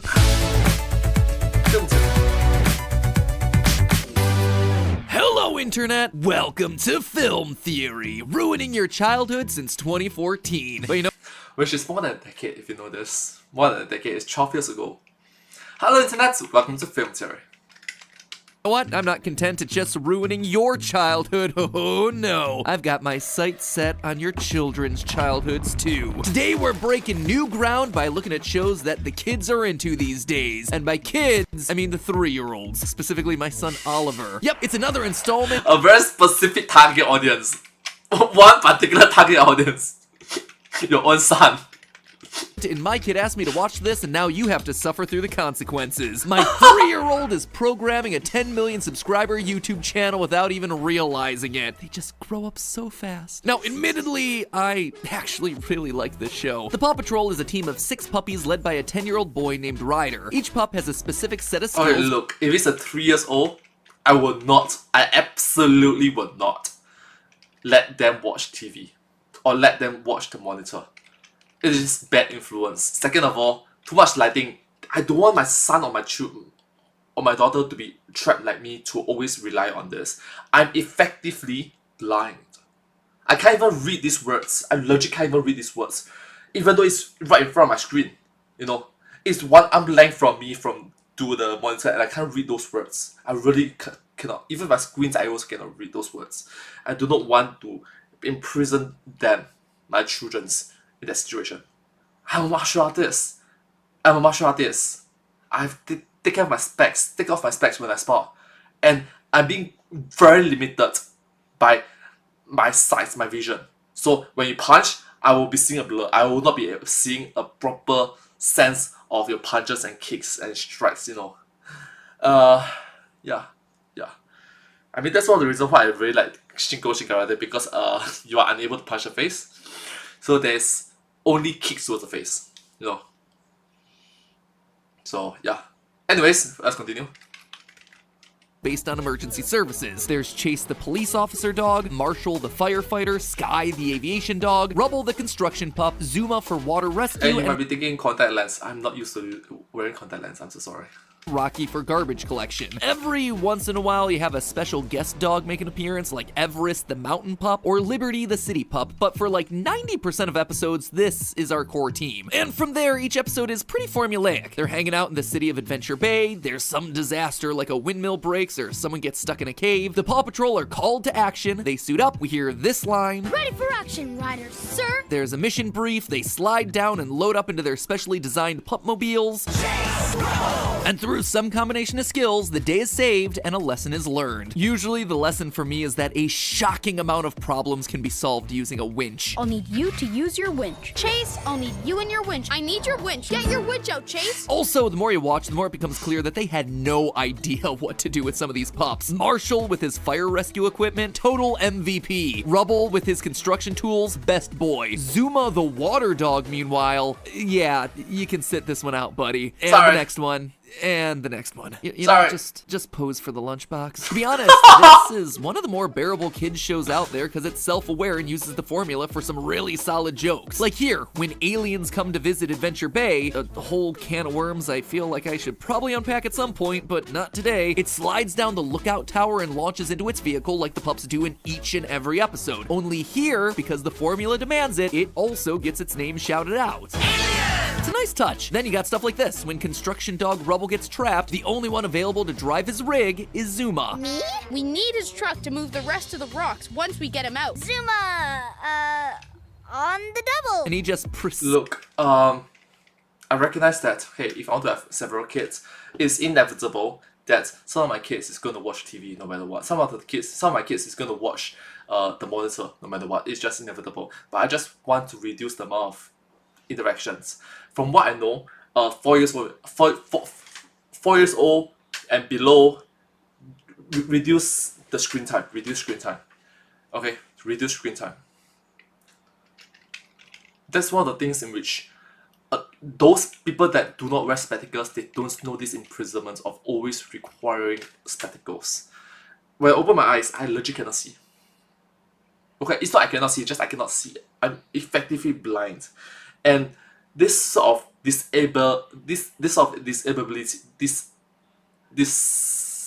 disability is not widely known by people that don't wear specs or they just wear contact lens, you know. needs to fail. Zuma is just the butt of all jokes. Sure, the whole thing is designed around some very obvious merchandising opportunities, but just look how cool this thing is. I gotta get one for Ollie. We gotta get one for Ollie. But hey, at least the show is aware of this fact. Officially licensed Paw Patrol merchandise. This stuff sells like hotcakes. It's funny because it's true. Isn't that right, Chase? Woof woof, that's right, Matthew. Bro, you're a father to a 3 years old. I don't think it's appropriate. I don't think it's appropriate for a 3 years old to be constantly on in front of the television screen. No, it's just wrong. It suck away their attention span. Make them go out parks, jogs, play with grandparents. Okay, granted, this USA. So technically speaking, grandparents and grandchildren live very far apart, sadly. I'm so glad that in Asian households, it's a double-edged sword, to be honest with you. It's a double-edged sword. In the Asian households, we all live in the same household. Okay? So, yeah. You just live together with the parents. So tasty. There's less of a demand of independence of individual household. There's less of a demand. Now, the show already was prepackaged with a lot of really obvious questions. Hey, brother, chill, okay? Chill. How come the dogs are the only animals that can talk? Why doesn't Adventure Bay have a normal police force or fire department? When is Katie finally gonna admit that she has a crush on Ryder? Admittedly, the last one might just be me, but it is so obvious that they would make a total power couple. Anyway, those questions aside, there was one moment that really stood out to me. A moment in season 1 that caught my attention as just a little bit weird, and it prompted me to dig deeper. And oh boy, did that start leading me down the darkest possible path for this universe. One that convinced me beyond a reasonable doubt that the Paw Patrol is dead. And not in just a, oh, this was a dream route or anything like that. I'm saying that within the canon of the show, Paw Patrol members have died and actively been replaced. So strap in, all you good pups, because this one is gonna be a rocky ride. Ready for action, Ryder, sir, because Matt Pat is on the case. So the moment that got me to start... Okay, so I think, if I'm not wrong, the longevity of dogs is significantly lower than the longevity of humans. I'm sorry. Digging deeper was from season 1, episode 9A. Pups get a Rubble, where we learn about how Rubble the construction pup came to join the Paw Patrol. Now, this is actually one of the very few origin stories that we get for any of the pups. The only other one that we see is for Chase in the Paw Patrol movie, which I'll come back to later. In this episode, we learn that Rubble was actually the last member of the team to join. Basically, he was a stray puppy that needed to be saved. After the Paw Patrol rescues him, he winds up tagging along on their next mission to rescue a snowboarder trapped on a snowy mountain. When Ryder's shovel can't dig up the snow, baby Rubble steps in to save the day. That bravery winds up earning him a spot on the team. He receives his signature pup tag, hard hat, and construction vehicle. Cue the end credits. You're all good, pups. But hold on. Look closer at what happens in the episode. Ryder calls the pups to the lookout for the mission briefing, which he does all the time. But check out the big screen. Do you notice the pup tags along the bottom? Fire is Marshall, the star represents Chase and the police force, recycling is Rocky, the propeller is Sky, the anchor is Zuma, but seriously, for as little as it's used, it might as well not be there. And of course, the wrench is for Rubble. But this is the first time that we've met Rubble. He was literally just saved by the team less than an hour ago, but he has a dog tag on the screen? A tag that he won't get until proving his worth at the end of the episode. His yellow segment is also already on Ryder's pup pad. How could it be there if they don't have a construction pup yet? The only way that this makes sense is if there was a construction pup prior to Rubble. Now, you'd be forgiven for thinking that this is an animation error or something, but the evidence proving that there was a pup prior to Rubble really starts to add up once you look for it. At the end of the episode, we see Ryder give Rubble his construction helmet, but if you look closely at the helmet, it has scrapes on it as though it's been used. This isn't a brand new helmet for a brand new profession within the Paw Patrol. This helmet used to be the last construction pup's helmet. Rubble is also given the construction rig, which also has wear and tear on the front of the bulldozer portion. See that paint wearing away? Again, it's been used before. More noteworthy though is the fact that Rubble's 2 too small for the vehicle. And Ryder explicitly says that he's gonna need to grow first before he can truly reach the wheel. You have a little bit of growing to do before you can reach the steering wheel, but you'll get there. All the other pups have vehicles that fit them perfectly. In fact, when other new pups join the Paw Patrol like Everest, Tracker, and Liberty, their gear fits them perfectly the first time. So Ryder is clearly capable of making gear that fits Rubble when he's small, but he doesn't. Why? It must be some sort of hand-me-down. He already had the equipment from the last construction pup available. Why make a whole— And the senior just retired. Sunset. In a happy farm. Out there. Somewhere.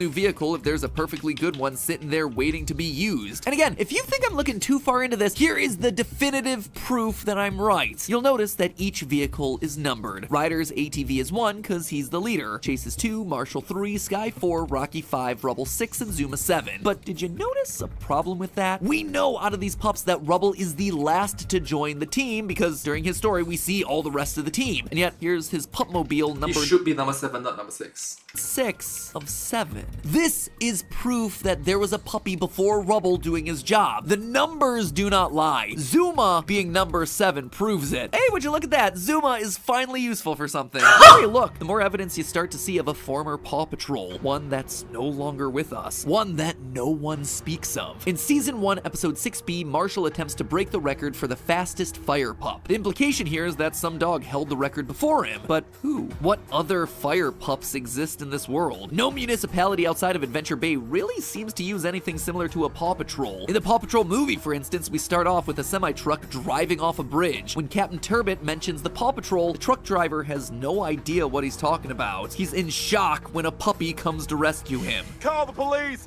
Call the fire department! Call everybody! You're in Adventure Bay. Here, we call the Paw Patrol. You gotta call the who? Same thing happens at nearby Adventure City when the news actively reports on the arrival of the pups. Guardians, heroes, cute little dogs in adorable outfits. Whatever you call them, the Paw Patrol were here to save the city. The idea of a team of rescue dogs just isn't a normalized thing in this universe, which suggests that there was a Marshall before Marshall to be the record-setting fire pup. In fact, take a look. At case in point, I'm not lying. There's this meme, there's this joke in which a small group of dogs is supposed to keep the law and order and rescue and every single important things for public service for entire city. If case in point, there is more than one fire going on, there are 2 fires going on, okay?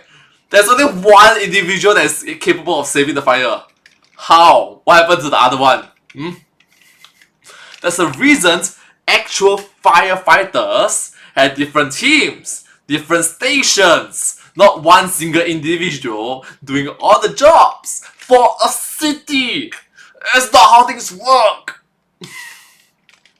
The fastest fire pup trophy. It looks exactly like Marshall's fire engine, except Marshall doesn't have the record. Same vehicle, different pup, just like we saw with Rubble. But that's when you start to notice a really disturbing trend. All the pups are stray dogs. They're sad, they're scared, and they're alone. Then, and only then, are they enlisted by Ryder. We just covered Rubble's origin story where he's a baby puppy in danger, but the same actually holds true for Chase the police dog. In fact, that's pretty much the main plot of the Paw Patrol movie. Chase's origin story is that he's a puppy that was abandoned on the street by his owners. He's almost hit by an oncoming car when suddenly he's rescued by Ryder and recruited onto the team. I know.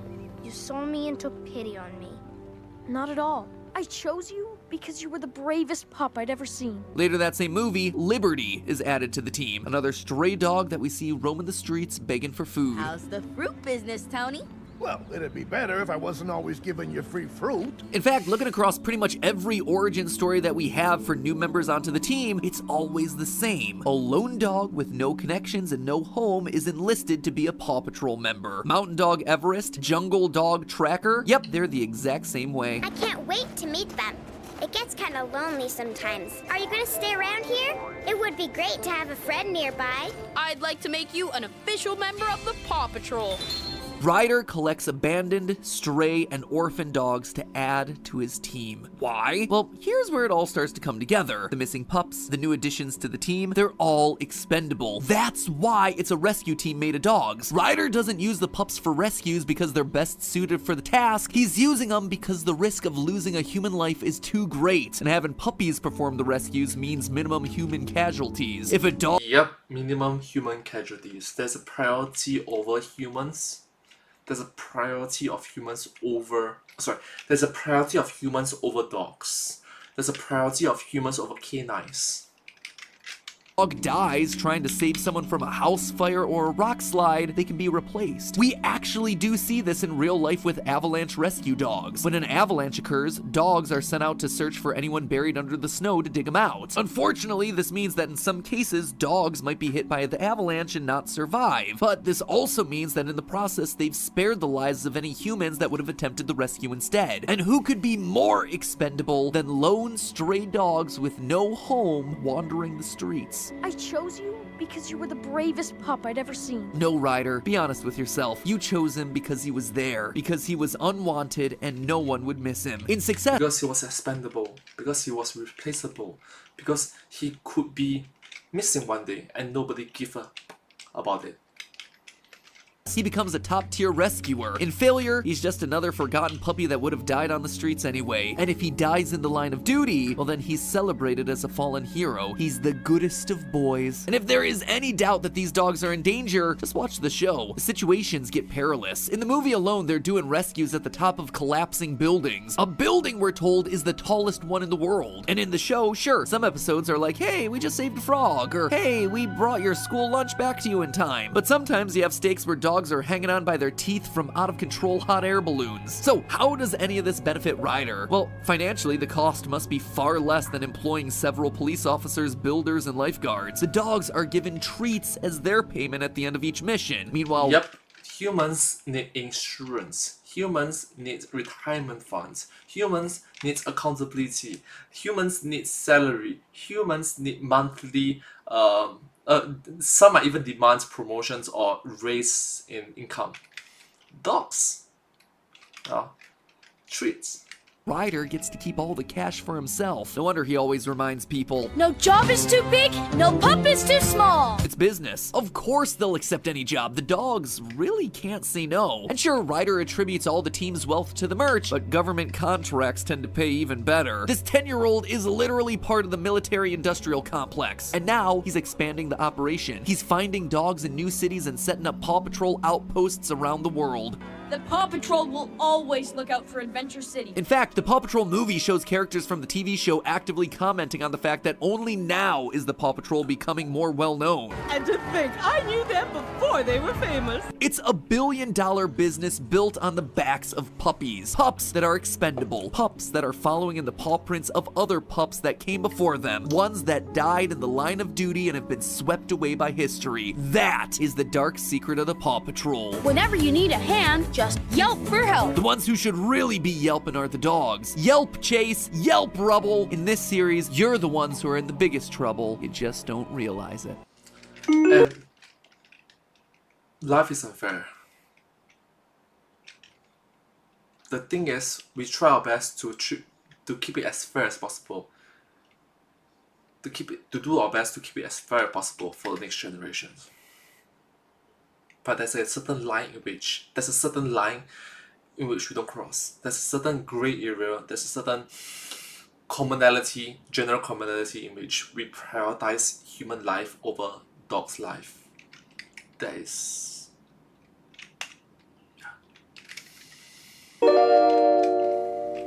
If you were an animal, what would you be? I think I've always felt a kinship to cats or... If I was an animal, I would choose Homo sapien. I'll choose humans. Humans are animals. I mean, we kind of dominate the entire planet Earth, so just saying.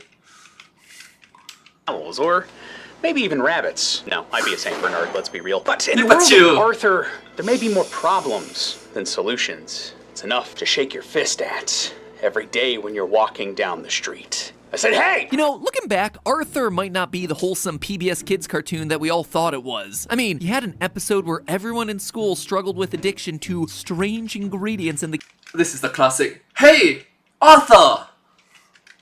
candy bars that they were eating. That's certainly concerning. And the whole world seems to operate under unspoken societal prejudices and hierarchies. I mean, did your 6-year-old self ever notice the fact that reptile characters are owned? There's unspoken prejudice and hierarchy. There's unspoken, this sort of unspoken common sense, this sort of unspoken hierarchy and prejudice sadly does exist. Oh, fun fact, I'm going to link it back to martial arts. Do you know that, not sure if you know this, in terms of fighters in the ring, in any particular sports, the shorter guys are always the better one, are always the better fighters. Why? Because they can they get to practice more, they get to spar more. Because they get to practice more, they get to spar more. If you are short, if you are smaller size, or if you are common height among your peers, okay, you get to spar with everyone. And you are able to go full 100%. But if you're tall, like me, you're restricted. You're restricted. Why? The moment you go 80%, the other individual is going 100%, you're going 80%, you get punished, you get ridiculed, you get mocked, you get belittled, you get scolded, you get lectured. Why are you unable to control? Tone down. You have more strength than the individual. You have more height and leverage than the other individual. You have more wingspan than the other individual. You have more weight behind your punches than the other individual. You do recognize that this is putting a limit to you, this limitation to you, this being a ceiling to you. And this happens throughout all martial arts. In which if you're a bigger size, if a male was to spar against a female in the martial arts, it's granted that the male have to tone down. It's granted that the male have to keep the volume down, reduce the intensity. You know, it's an unspoken bias. Unspoken, what my pet said. Episode where everyone in school struggled with addiction to strange ingredients in the candy bars that they were eating. That's certainly concerning. And the whole world seems to operate under unspoken societal prejudices and hierarchies. I mean, unspoken societal prejudice and hierarchy. Unspoken prejudice against taller individuals. Unspoken prejudice against male martial artists when they are fighting against female martial artists. Unspoken. Your 6-year-old self ever noticed the fact that reptile characters are only ever shown to be doing jobs with heavy manual labor? It's true! It's almost enough to make you ball up your fist in anger. But there's one other dark truth about this show that you might have missed back in preschool. Heck, that the adults watching this with their kids have still missed to this day. A dark truth that'll make your brain melt. And that, my friends, is what we're covering today. Film Theory. Hello, Internet! Welcome to Film Theory, the show that has an original point of view, just like everyone that you meet when you're walking down the street. Here's a question. Hello, Internet! Welcome to Film Theory. For you, what's the longest running American cartoon? If you said The Simpsons, well, you probably also watched our King of the Hill episode, and you're right, congratulations. But you know what the second longest running cartoon in America is? It's our buddy, Arthur the Aardvark, who's been growing up while learning family-friendly lessons on our TV screens since 1996. This would be the part where I say only 90s kids will remember, but after 22 seasons, Arthur is still on the air. It's wild that my son can grow up watching the same shows that were on TV when I was a kid, and I'm glad that Arthur never left, because every kid ought to grow up in a world where we can learn to work and play and get along with each other. Arthur's also one of those shows that's great to go back to as an adult, because a lot of the jokes were totally put in there for the parents who had to watch whatever their kids were watching. And if you were a kid, well, you probably missed a lot of those references the first time around. Sorry, Sue Ellen. It's a brother and sister race. Maybe there's a contest for lonely children after this. It's only children, DW. A lonely child is what you're gonna be when I sell you. Holy jeez, Arthur! When you sell your sister? What am I gonna do? Run away. Literally. Join the circus. My mom knows a good plastic surgeon. But there's another thing that you might have missed when watching Arthur as a kid. Something that's not so bright and cheery. It may be a wonderful kind of day, but we wouldn't be Film Theory if we weren't willing to ruin those wholesome childhood memories by exposing the dark and tragic truths behind them. Now, if you're somehow one of the people who didn't grow up watching this PBS classic as a kid, Arthur is a show about an aardvark named Arthur and his sister DW as they go to school with their friends, including a rabbit named Buster, a monkey named Francine, a bulldog named Bingo, Pinky, a bear named the Brain. Everyone in the world is an animal, in case you missed the pattern. And that's pretty much what you need to know. In typical kids show fashion, they learn life lessons, they shade each other. You know how Polylocket works? That's where you keep your most special, important thing. I figured you'd want to put this in there. No, thanks. I'm gonna put in a picture of my cat. Oh. And they burn the spelling of aardvark into your brain so completely that literal decades after you watch that one episode, you still hear it in your mind. A-A-R-D-V-A-R-K. A-A-R-D-V-A-R-K. A-A-R-D-V-A-R-K. No joke, it is still how I remember how to spell that word. Even as I'm typing this up, that song is playing constantly in the back of my brain. And that's what you get if you're the target demographic. But if you've ever stumbled across an episode of this show as someone a bit older after learning about the birds and the bees, you might be wondering, after you learn about birds and the bees, after puberty, you sort of recognize humans pass away. Okay, you sort of attend funerals. And then it's like, why is everybody crying? Why is that individual that is my uncle or my grand uncle or my auntie or my grand auntie is sleeping there and everybody is crying? It's sad. Why is that individual sleeping in the middle of the day? It's like, oh, you start to get introduced to something called longevity, lifespan. how in a society of animals, interspecies romance works. But joke's on you, the show is already one step ahead of you. Despite Arthur living in a society with many different types of animals, most families seem to be single species. Arthur and his sister DW are both aardvarks, and both of their parents are also aardvarks. Buster Baxter is a rabbit with 2 rabbit parents. Francine is a monkey with 2 monkey parents, and so on and so forth. Now, we do know that interspecies romance isn't exactly taboo. For instance, back in 2019, Mr. Ratburn, who you might have already guessed is a rat, married an aardvark. And while that episode was apparently controversial enough to get it banned from television in Alabama, I'm gonna wager that the outrage was more about the fact that Mr. Ratburn was a man marrying another man, and not so much the fact that it was a rat marrying an aardvark. In this world, there's apparently nothing saying that an aardvark can't date or marry a rat, but when it comes to biology and reproduction, the Arthur universe seems to follow rules pretty similar to our own. If you're an And I totally agree with Alabama's ideas.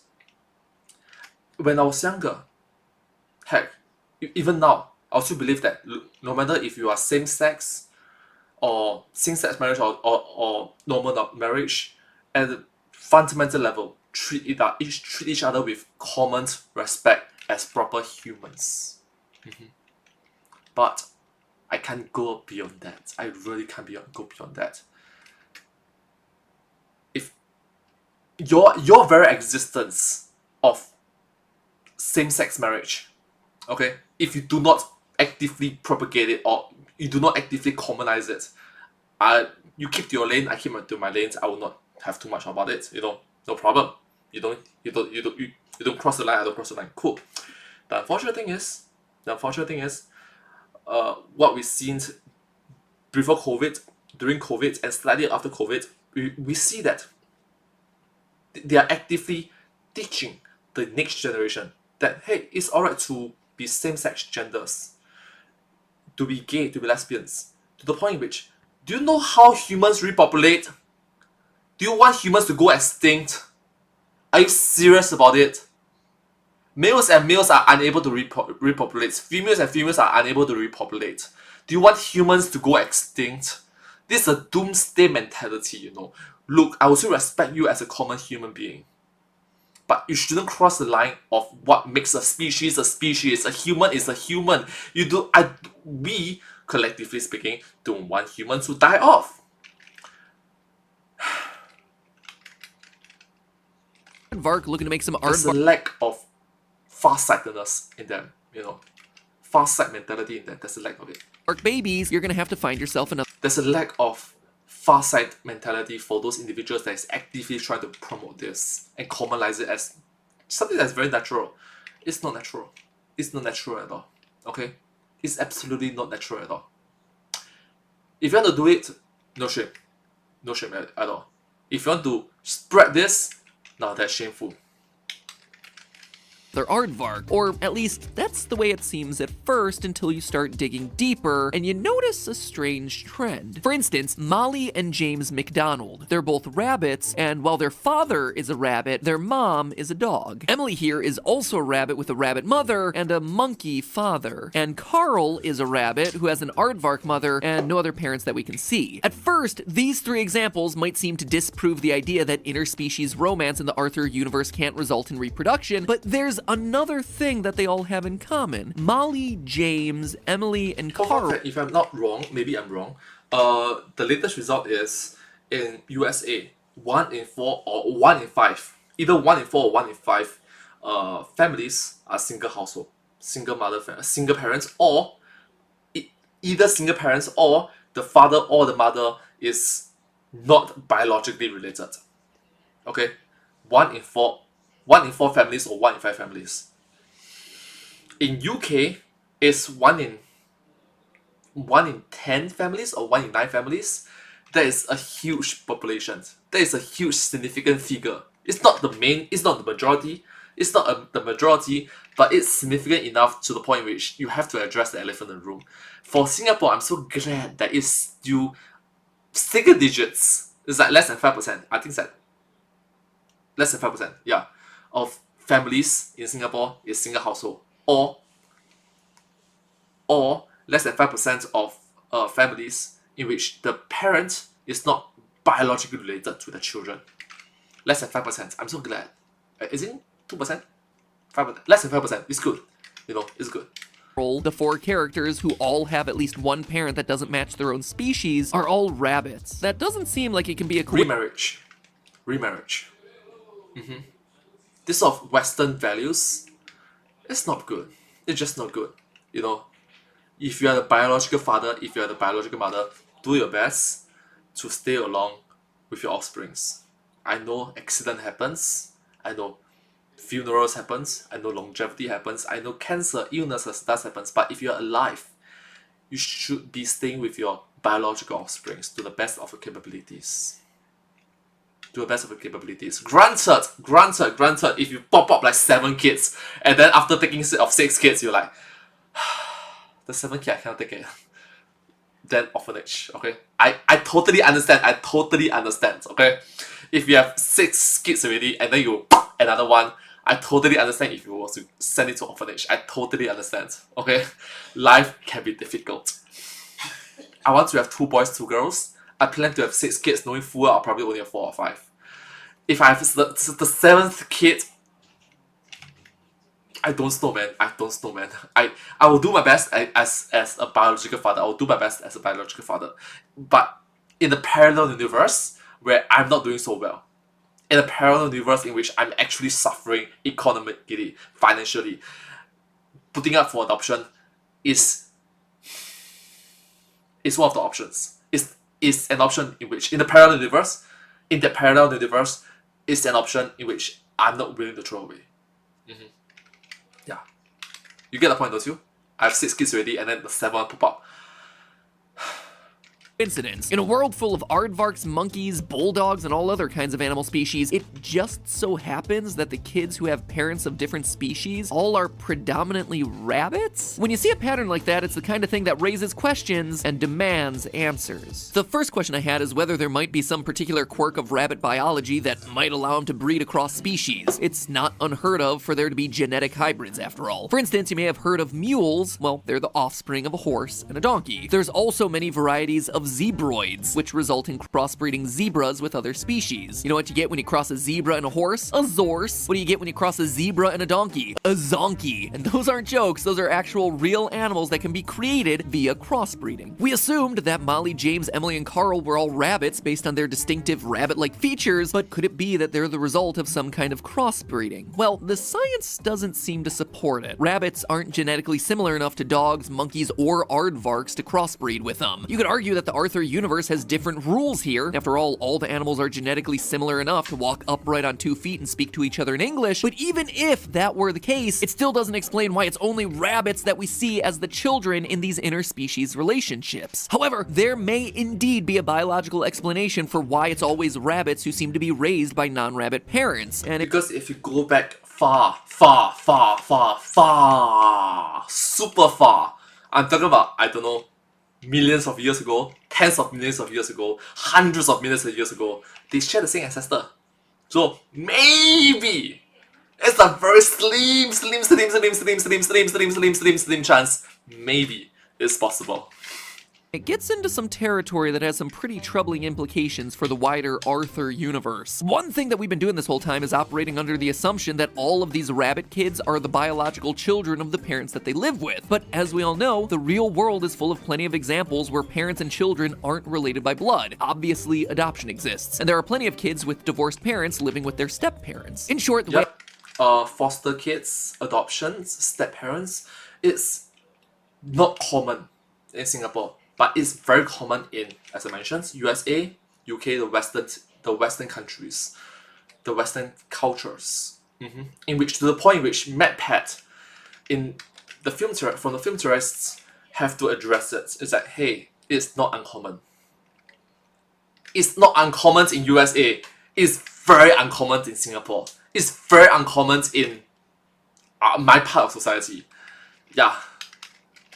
I see it, there are two key possibilities potentially causing this trend. One, divorce is more common in rabbit couples, or two, rabbit children are getting put up for adoption more frequently. So let's start with possibility one, divorce being common in rabbit couples. You see, this theory already seems plausible considering that divorce exists in Arthur's world. Buster Baxter has parents who are separated, also a rabbit couple. And there's a which is higher rate in USA than in Singapore.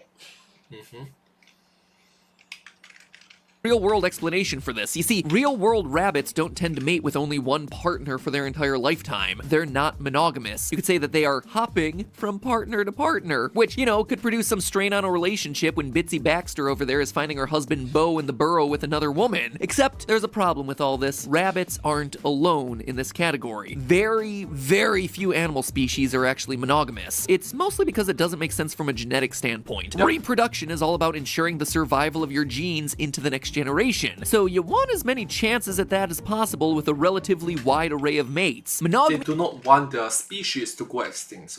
Humans are one of the few individuals that is actively seeking, happily seeking to extinction, to doom themselves of a species.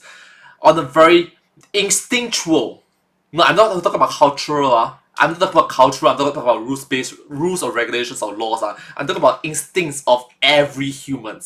Let's continue this species. But we brainwash ourselves to think that, extinction doesn't sound so bad. Doomsday doesn't sound so bad. Is costly because it requires an individual to place their entire reproductive investment on the fitness of their one mate. It's putting all their eggs in one basket, literally. And in Arthur, we see all different animal types from aardvarks to bulldogs, goats, monkeys, moose, pigs, sheep. In all, I counted about 20 different species of animals shown to be functioning members of this society. And in this current day and age, having more than one partner, having more than one sexual partner is being looked down upon in public. It's being looked down upon. On a very scientific point of view, on a very species level point of view, it is the correct thinking of wanting to spread seeds to several different mates.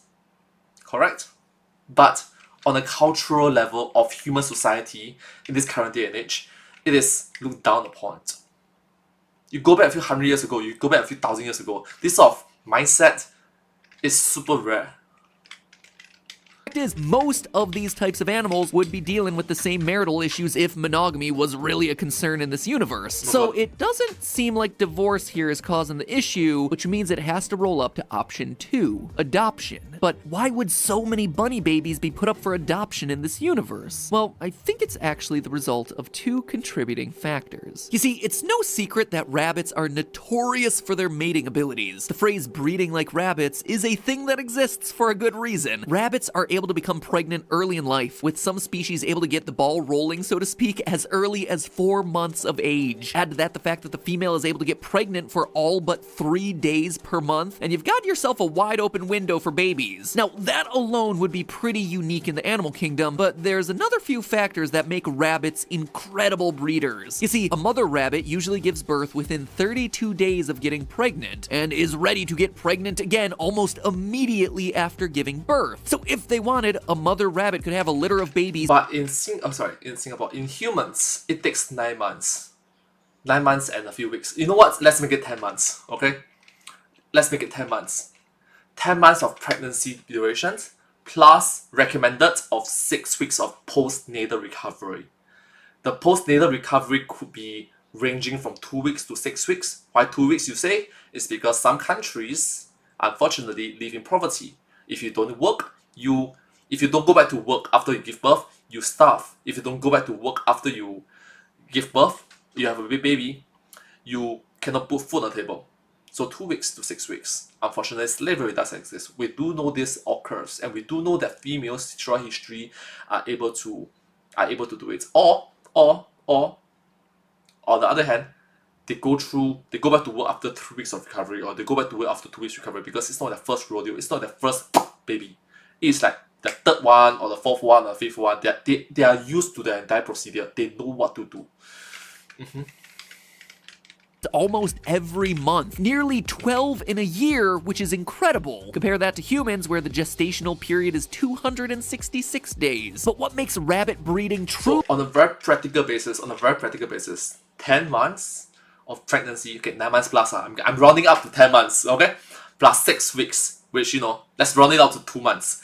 10 months getting pregnant, 6 months to recover. There is 1 baby per year. 1 baby per year. And there's the window of fertility. There's a window of high fertility for females. It is the moment they get puberty all the way until like 35 years old. Until 35 years old. But there's also rules and regulations. And these kind of rules and regulations in Singapore, it's 21 years old and above. Wait, is it 18 years old? 16 years old? Okay, 16 years old, you are able. Wait, is it 18? Okay, if I'm wrong, double check me if I'm wrong. 21 years old and above, for both male and female, you are able to have, you are able to mate without anyone stopping you.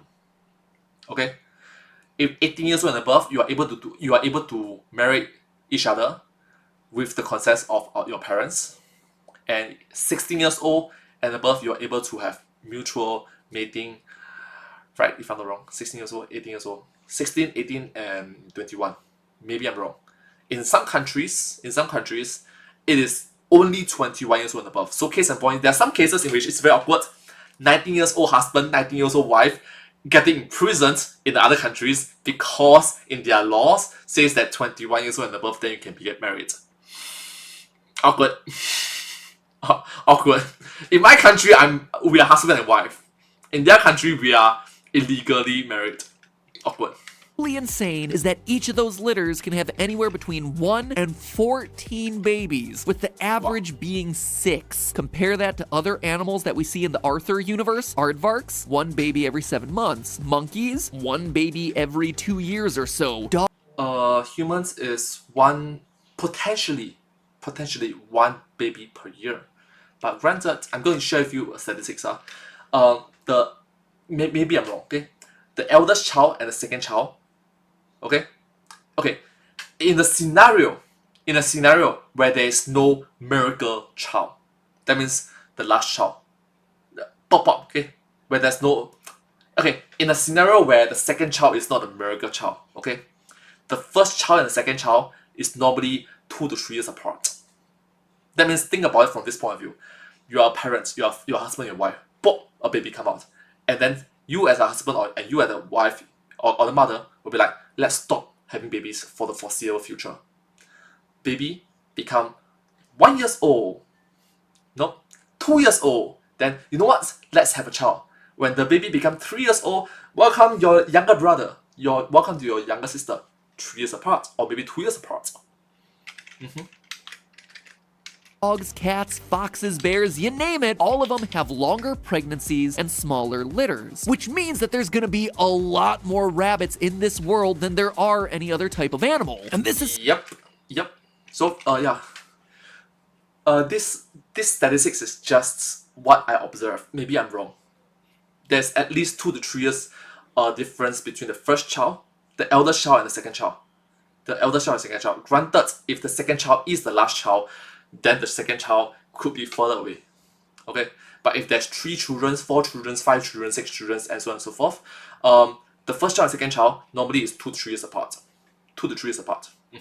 Why? Because the parents just gave birth, you are new father, you are new mother, you're getting used to things, life get hectic, you are focused on life and work and being a father, being a wife, being a husband, so on and so forth, and taking care of child, you don't know what you don't know. If you have 5 children, the age between the second and third to fourth, fourth to fifth, okay, if you have 5 children, okay, the age gap between the second and third to fourth is aga 1 year apart, because it's not your first rodeo. After the second child, the third child, fourth child is, you are used to the entire procedure. You know, you can even say hi to the same nurse or same doctors. You know the entire paperwork, the entire procedure, the entire process of doing things. It's not your first rodeo. Something that's actually confirmed by the show's character list. Looking through lists of all characters to have ever appeared in Arthur, you quickly see that there are nearly 220 unique rabbit characters that have shown up on the screen. The second most animal species is, as you'd expect, aardvarks, which clock in at around 170 unique characters. But that number is also inflated since our main character is himself an aardvark, so the show is going to revolve around him and his animal type. No other animal even comes close to touching the number of rabbit characters in this show. Now, it'd be tempting to say that all these newborn bunnies are resulting in the parents abandoning some of their kids, which is terrible and awful, and quite honestly would make a pretty darn good dark twist for this episode on a show made for elementary school kids, but I don't think that's the case here. There isn't any scientific evidence suggesting that rabbit parents are any more negligent than parents of other species, and it also wouldn't explain why there are so many one-rabbit households. Now, I think that there's something else at play here. You see, there is one basic bit of biology that separates rabbits from pretty much every other species that we see on the show: lifespan. Let's go back to that character. I knew it. I was correct at the start of the entire thing. You start to recognize that longevity is a real thing. Character frequency chart, shall we, and compare the lifespans of the most common species that we see in the Arthur universe. Aardvarks, 18 years in the wild, 23 in captivity. Brown bear, 20 to 25 years in the wild. Dogs, 10 to 15 years depending on the breed. Indoor cats, 13 to 17 years. Brown spider monkeys, 27 years in the wild, 33 in captivity. Rabbit, 1 to 2 years in the wild, 5 to 7 in captivity. To borrow from another kid's... That's average, You do recognize that rabbits can live like 12 years old and die. Yeah. My friends one live until like 12 years old and die. That's why I'm saying that. My own rabbit passed away after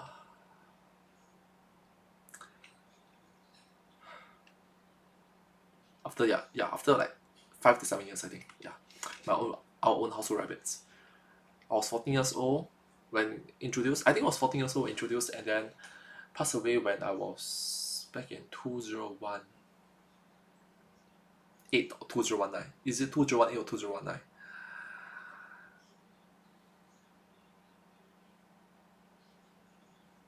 No, I think it's 2017. But either ways, yeah.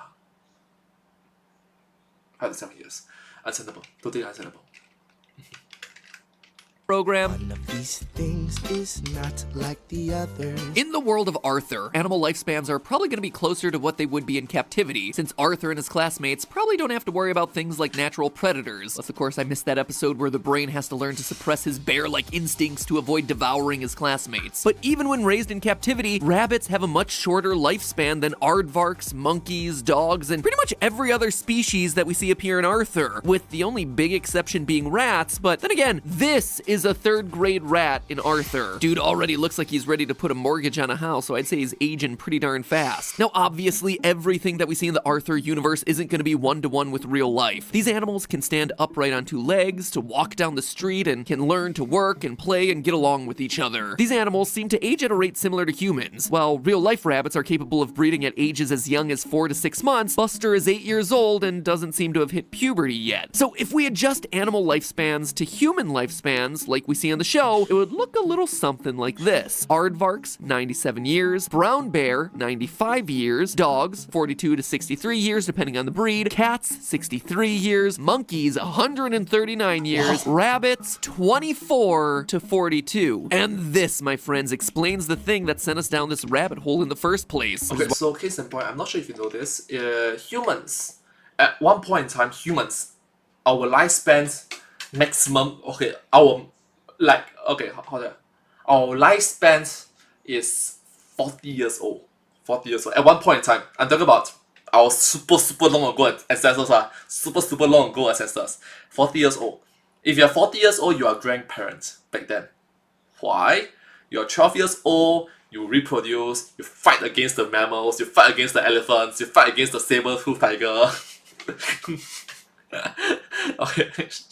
You fight against those flying dragons. Flying dragons. I'm kidding. Okay, but I get the point. You're 40 years old. You're considered a grandparent. At one point in time, humans. Then steady. A few years down the road, a few thousand years down the road, a few tens of thousands of years down the road, you become a grandparent. Average grandparent's age is 60 years old. So 60 years old, you die, bam, you live a good life. Okay? And now, if I'm not wrong, it's 80 years old. If you're 80 years old, you pass away, understandable, you live a good life. Yeah. 七老八十. So, yeah. Yeah. Yeah. Why there are so many rabbits who seem to have guardians of other species or just live in... And also, 60 to 65 years old. 60 to 65 years old is the range in which humans becomes elderly. Humans become seniors. 60 to 65 years old is the range of age in which you slowly transitions into the phase of your life called being a senior and elderly. Single rabbit families. If you're 66 years old, I'm so sorry. The simple fact is that even if rabbits are starting families at... Even if you're 65 years old and one day, you're old.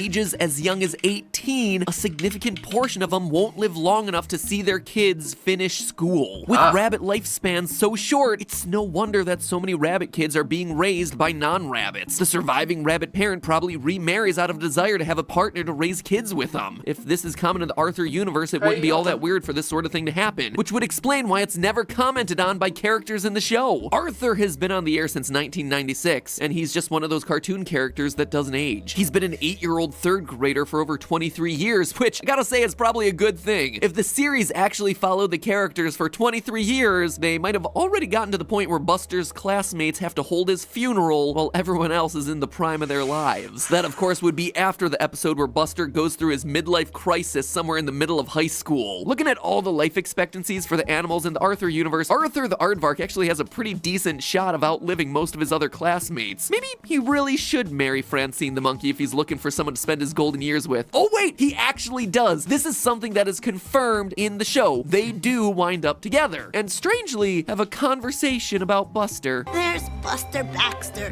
Whatever happened to him? Huh, whatever happened to Buster? Strange how those best friends don't wind up together in the end. And notice how Arthur just doesn't respond in this moment. He just stares sadly off into the distance. It's almost like he had a dear old friend who died a bit too early.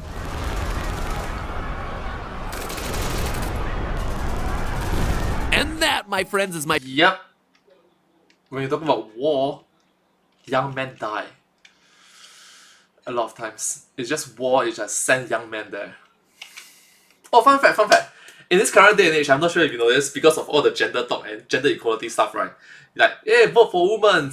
Women should have women should have rights. Women should have this.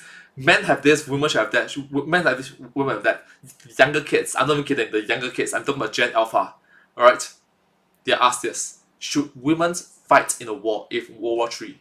The kids will be like, yeah. Why? Men are stronger. See, now you're being sexist. See, now you're being sexist. You know. Even the kids are recognizing that, hey, this is bad behavior. The women wanted the rights. The women wanted to be in the same level as males. The women wanted to have this equal rights, equal votes, equal power, then equal responsibilities, equal accountabilities. Your nation is being under attack. There is a world war. You jolly well fight for your country as well. You jolly well get into the battlefield as well. Do you really think how many women are able to step into the battlefield and just endure this hardship? No. They want the equal rights. They want the equal rights as males. Totally understandable. Totally understandable. They want the equal benefits of the males while also keeping their own benefits. It's double benefit for them. And to us, it's like, that's not fair. That's not fair.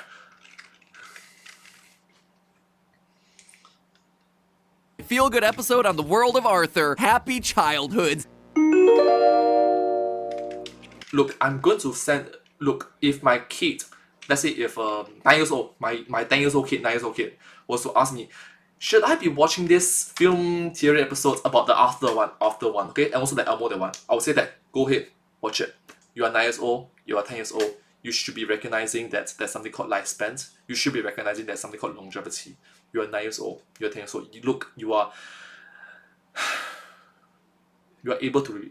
You have a better reasoning brain, you have better logical brain, you have better rational brain. You need to recognize that. Sadly, that's the circle of life. Have you ever seen a UFO? Well, millions of people every year see things they can't quite explain. They turn to professionals like Mystery Incorporated for answers. But what if the question comes from a pup named Scooby-Doo? Among Us! Event Us!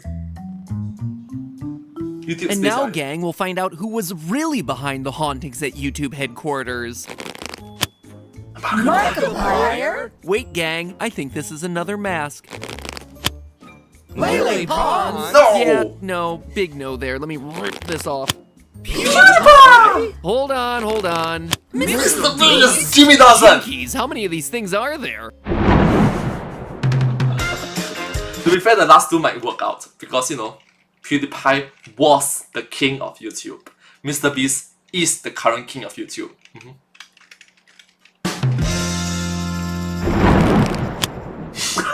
Alright, I think this is the last one. The real person... There's so many masks! Masks! Behind the hauntings at YouTube HQ was... YouTube sensation Will Smith! Oh, that's hot. Liked, commented, and imprisoned. Wait, where's that?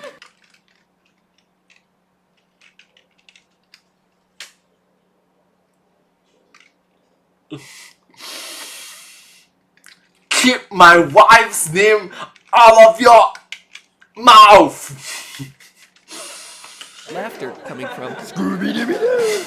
Hello, Internet! Welcome to Film Theory, the show inspired by Velma's incredible ability to rationalize any supernatural event. The simple fact is, monsters are nothing more than crooks in masks, usually unscrupulous real estate developers. So, just over a year ago, I did my first episode on Scooby-Doo, in which I tried to calculate Shaggy's power level and whether Ultra Instinct Shaggy was actually some sort of Super Saiyan. Remember that meme that lasted like, a week? Good times. Anyway, to be fair, it's still kind of funny to watch. You know, it was a short period in history. It's funny. I still remember. Ultra Instinct Shaggy. My research for that episode, I watched an entire generation's worth of new Scooby-Doo episodes. Not just the original Scooby-Doo Where Are You, not just What's New Scooby-Doo, or heck, not even just the new Scooby-Doo movies, but all of the Scooby-Doo generations. Let me reiterate that, all the generations. And that, my friends, is no small feat. Scooby-Doo is a 14-series, 36-movie canon spreading 51 years. Woo! Matt starting to lose his mind. And boy, was that crash course through half a century's worth of cartoon canon a wake-up call for me. For years, I just assumed that Shaggy, Scooby, and the gang were living out the same Sisyphean nightmare all that time, driving from town to town in a barely functional van, forced to solve spooky mysteries that always amounts to some guy in a really convincing rubber mask with way too much special effects technology on his hands. And what does the gang get for all their hard work? Nothing. Maybe a sandwich if they're lucky. Well, except for that one time that Scooby got himself a chest full of Confederate money. Fred and Daphne are in a will-they, won't-they relationship. Shaggy's romantic interests fluctuate between Velma and Scooby his dog. Insert wacky guest star here. Sorry, Batman, they run off sometimes. Flight is a natural response to the unknown. Can we help you kids out?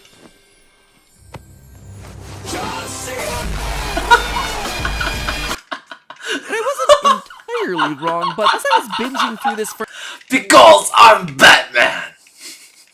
franchise, I was shocked to learn that across those 51 years, those 14 series, and those 36 spin-off movies, that there's actually a complex Scooby-Doo lore here. No joke, long before the MCU, there was the SDU. Might be easy to assume that each iteration of Scooby-Doo is completely separate from all the ones that came before it, because, you know, it's just a cartoon, right? Who's putting in that much effort? But in reality, the teams behind these shows appear to be taking a lot of care with the long history of this series. So much so that the entire franchise, movies and all, can basically be boiled down into two self-consistent timelines. Well, 2.5 if we're being completely accurate. At least, that's my theory today anyway. So with a new film entry coming out later this week looking to set up a prequel story that I guarantee will burn this theory to the ground, I guess our new movie is an origin story. let me at least get the video out now before it completely throws off all my research. So before we start throwing things into timelines, let me lay out the major pieces. First and most importantly, let's get the big one out of the way. Scooby-Doo is an alien, period. End of sentence. That is 100% canonical fact that isn't me even overreaching in the slightest. In the recent series Scooby-Doo Mystery Incorporated, which is shockingly lore-heavy for a Scooby show, we learn about the Anunnaki, an ancient godlike alien race that comes to Earth every few thousand years. The Anunnaki have no physical forms, so they're forced to possess animal bodies. The Anunnaki have a great history of helping humans,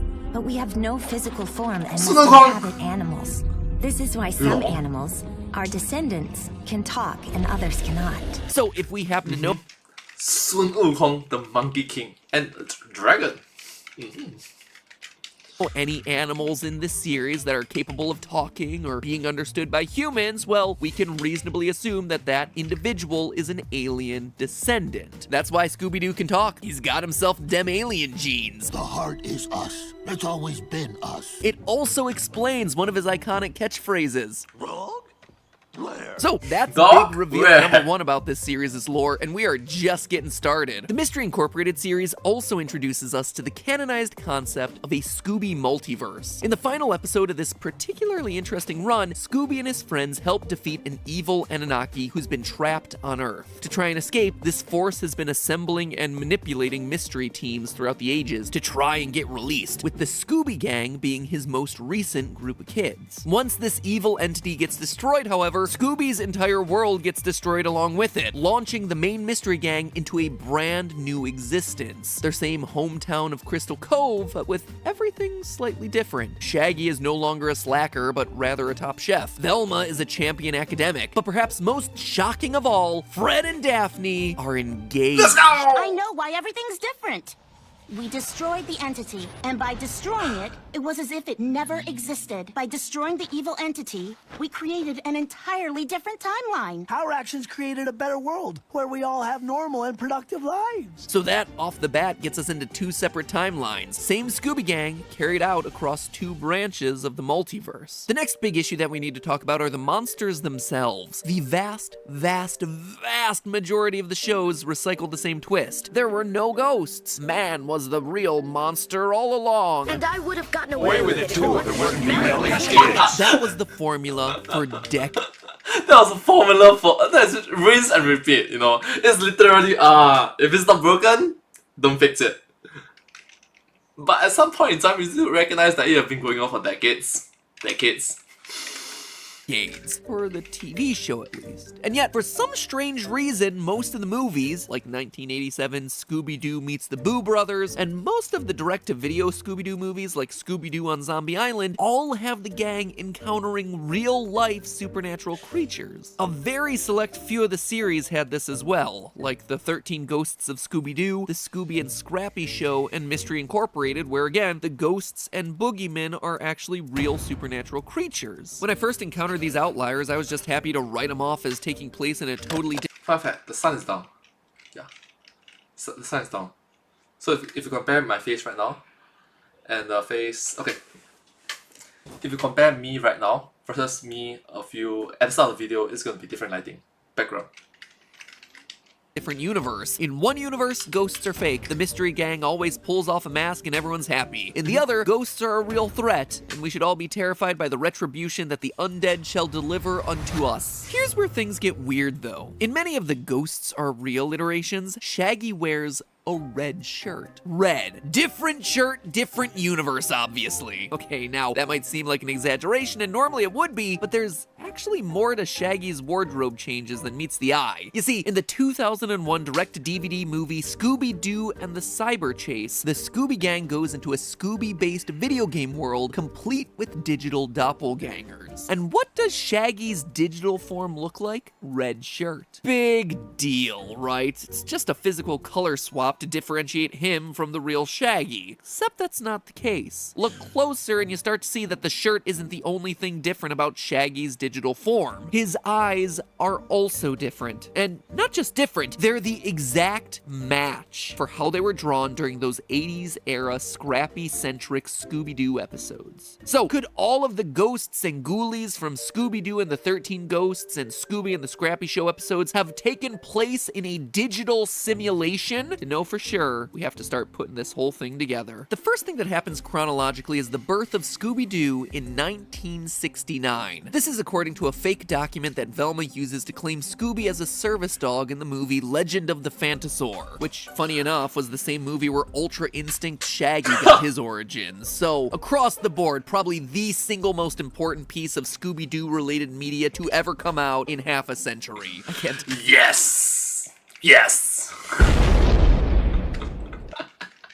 Tell if I'm exaggerating that or not. The rest of the gang No, was you're not. You're correct. born around the same time. Because of Scooby's Anunnaki heritage, he actually ages at a speed closer to that of a normal human. So roughly 10 years after being born, he's still very much a puppy for the events of the first series chronologically, and the 9th overall series in the franchise to be launched, a pup named Scooby-Doo, along with the movie that was set in this same time period, The Mystery Map. In the first episode of the series, we see the gang already together and solving mysteries in their hometown of Coolsville, USA, under the name the Scooby-Doo Detective Agency. This series directly leads into the original series, Scooby-Doo Where Are You? And its many follow-ups, the new Scooby-Doo movies where they hang out with celebrities, before eventually winding up with the Scooby-Doo Show. And with that, we come to the darkest period, Scrappy-Doo. Scooby's nephew, who was deemed by censors as, quote, too independent, which apparently is a bad thing to teach kids. Well, at the time, he was popular enough to help prevent the Scooby franchise from being canceled. Since then, he's become the single most hated television sidekick of all time. He is not well liked. He is... Nah, sorry. Even the creators of Scooby-Doo themselves will only allow references to him insofar as they make fun of how bad he was. Yeah, a disturbance, a nuisance, an annoyance. Disturbance, nuisance, annoyance.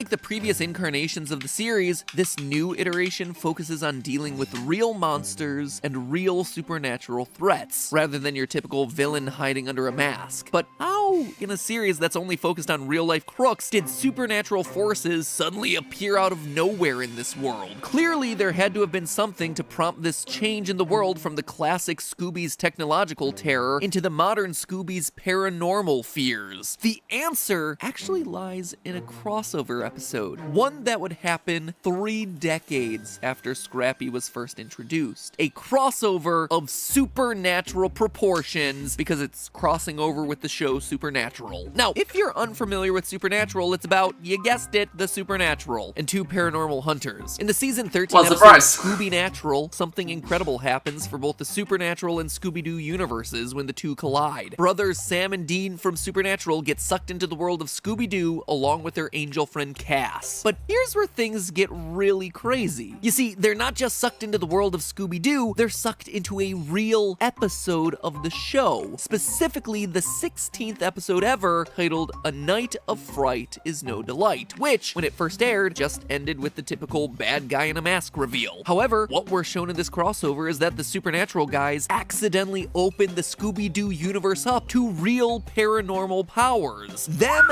entering the TV show has allowed a ghost in, resulting in the two hunters chasing an actual ghost through an episode where there wasn't a ghost to begin with. Meanwhile, the Mystery Gang stays oblivious to the whole thing. At the end of the episode, the Winchester brothers manage to convince the Scooby Gang that it's all been elaborate tricks and gadgetry. Before that, though, the Mystery Gang does get itself a little wake-up call from Cass. So, everything you told me, it's true? Werewolves? Vampires?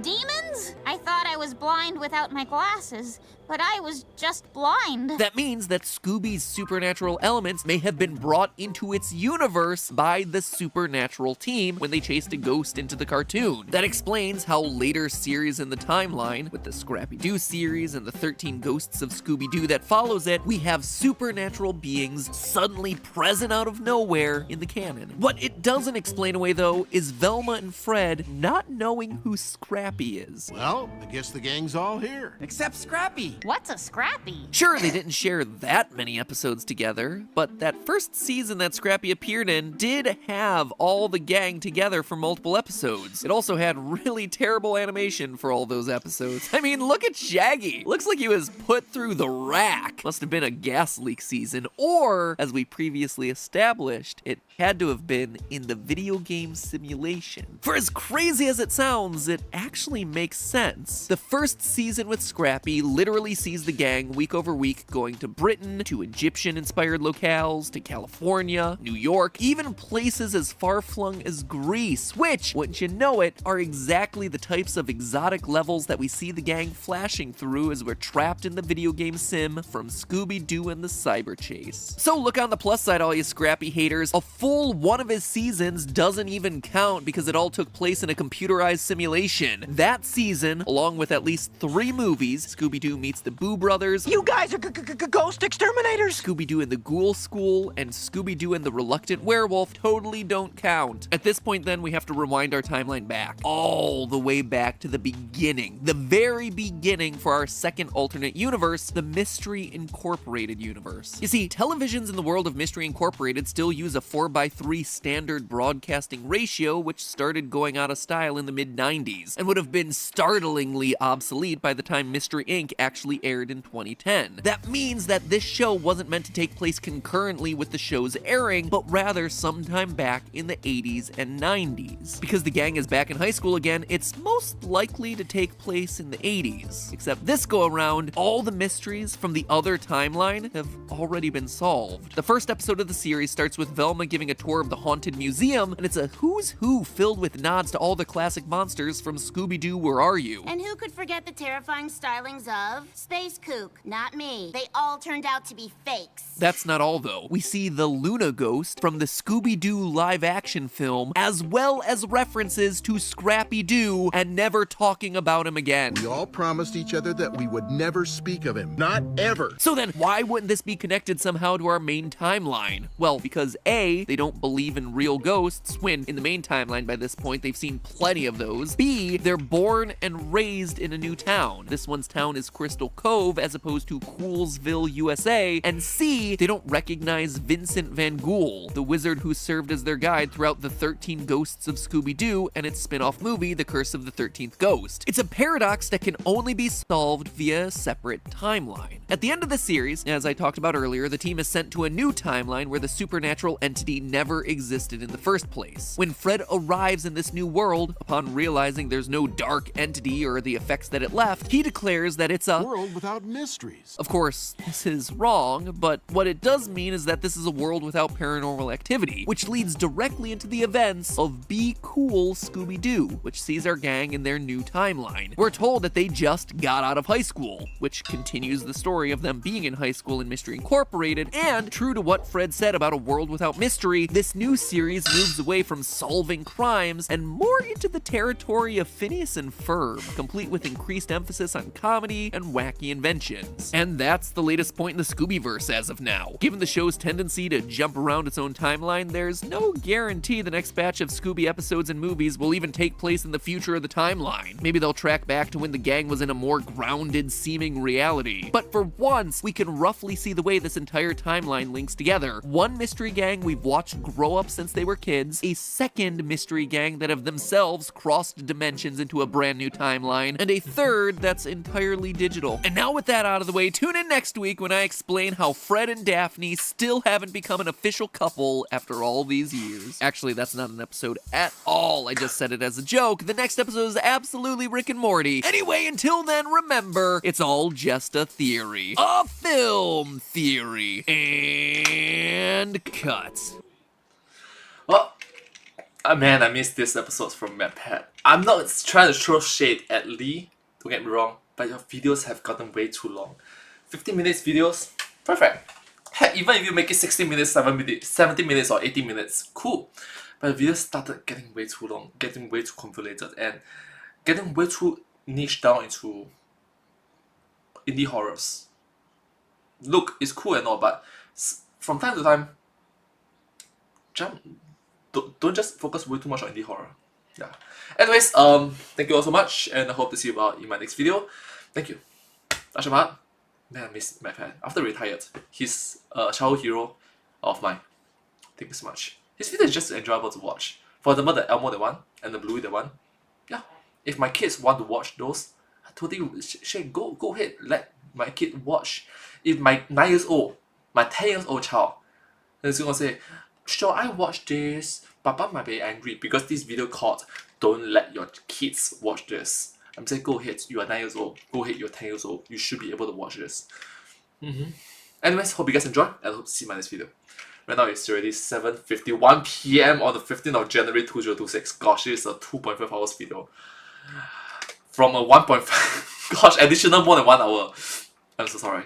Hope you guys enjoy, but hey, that's just theory. A film theory, and cut. Thank you so much. Bye bye. Subscribe.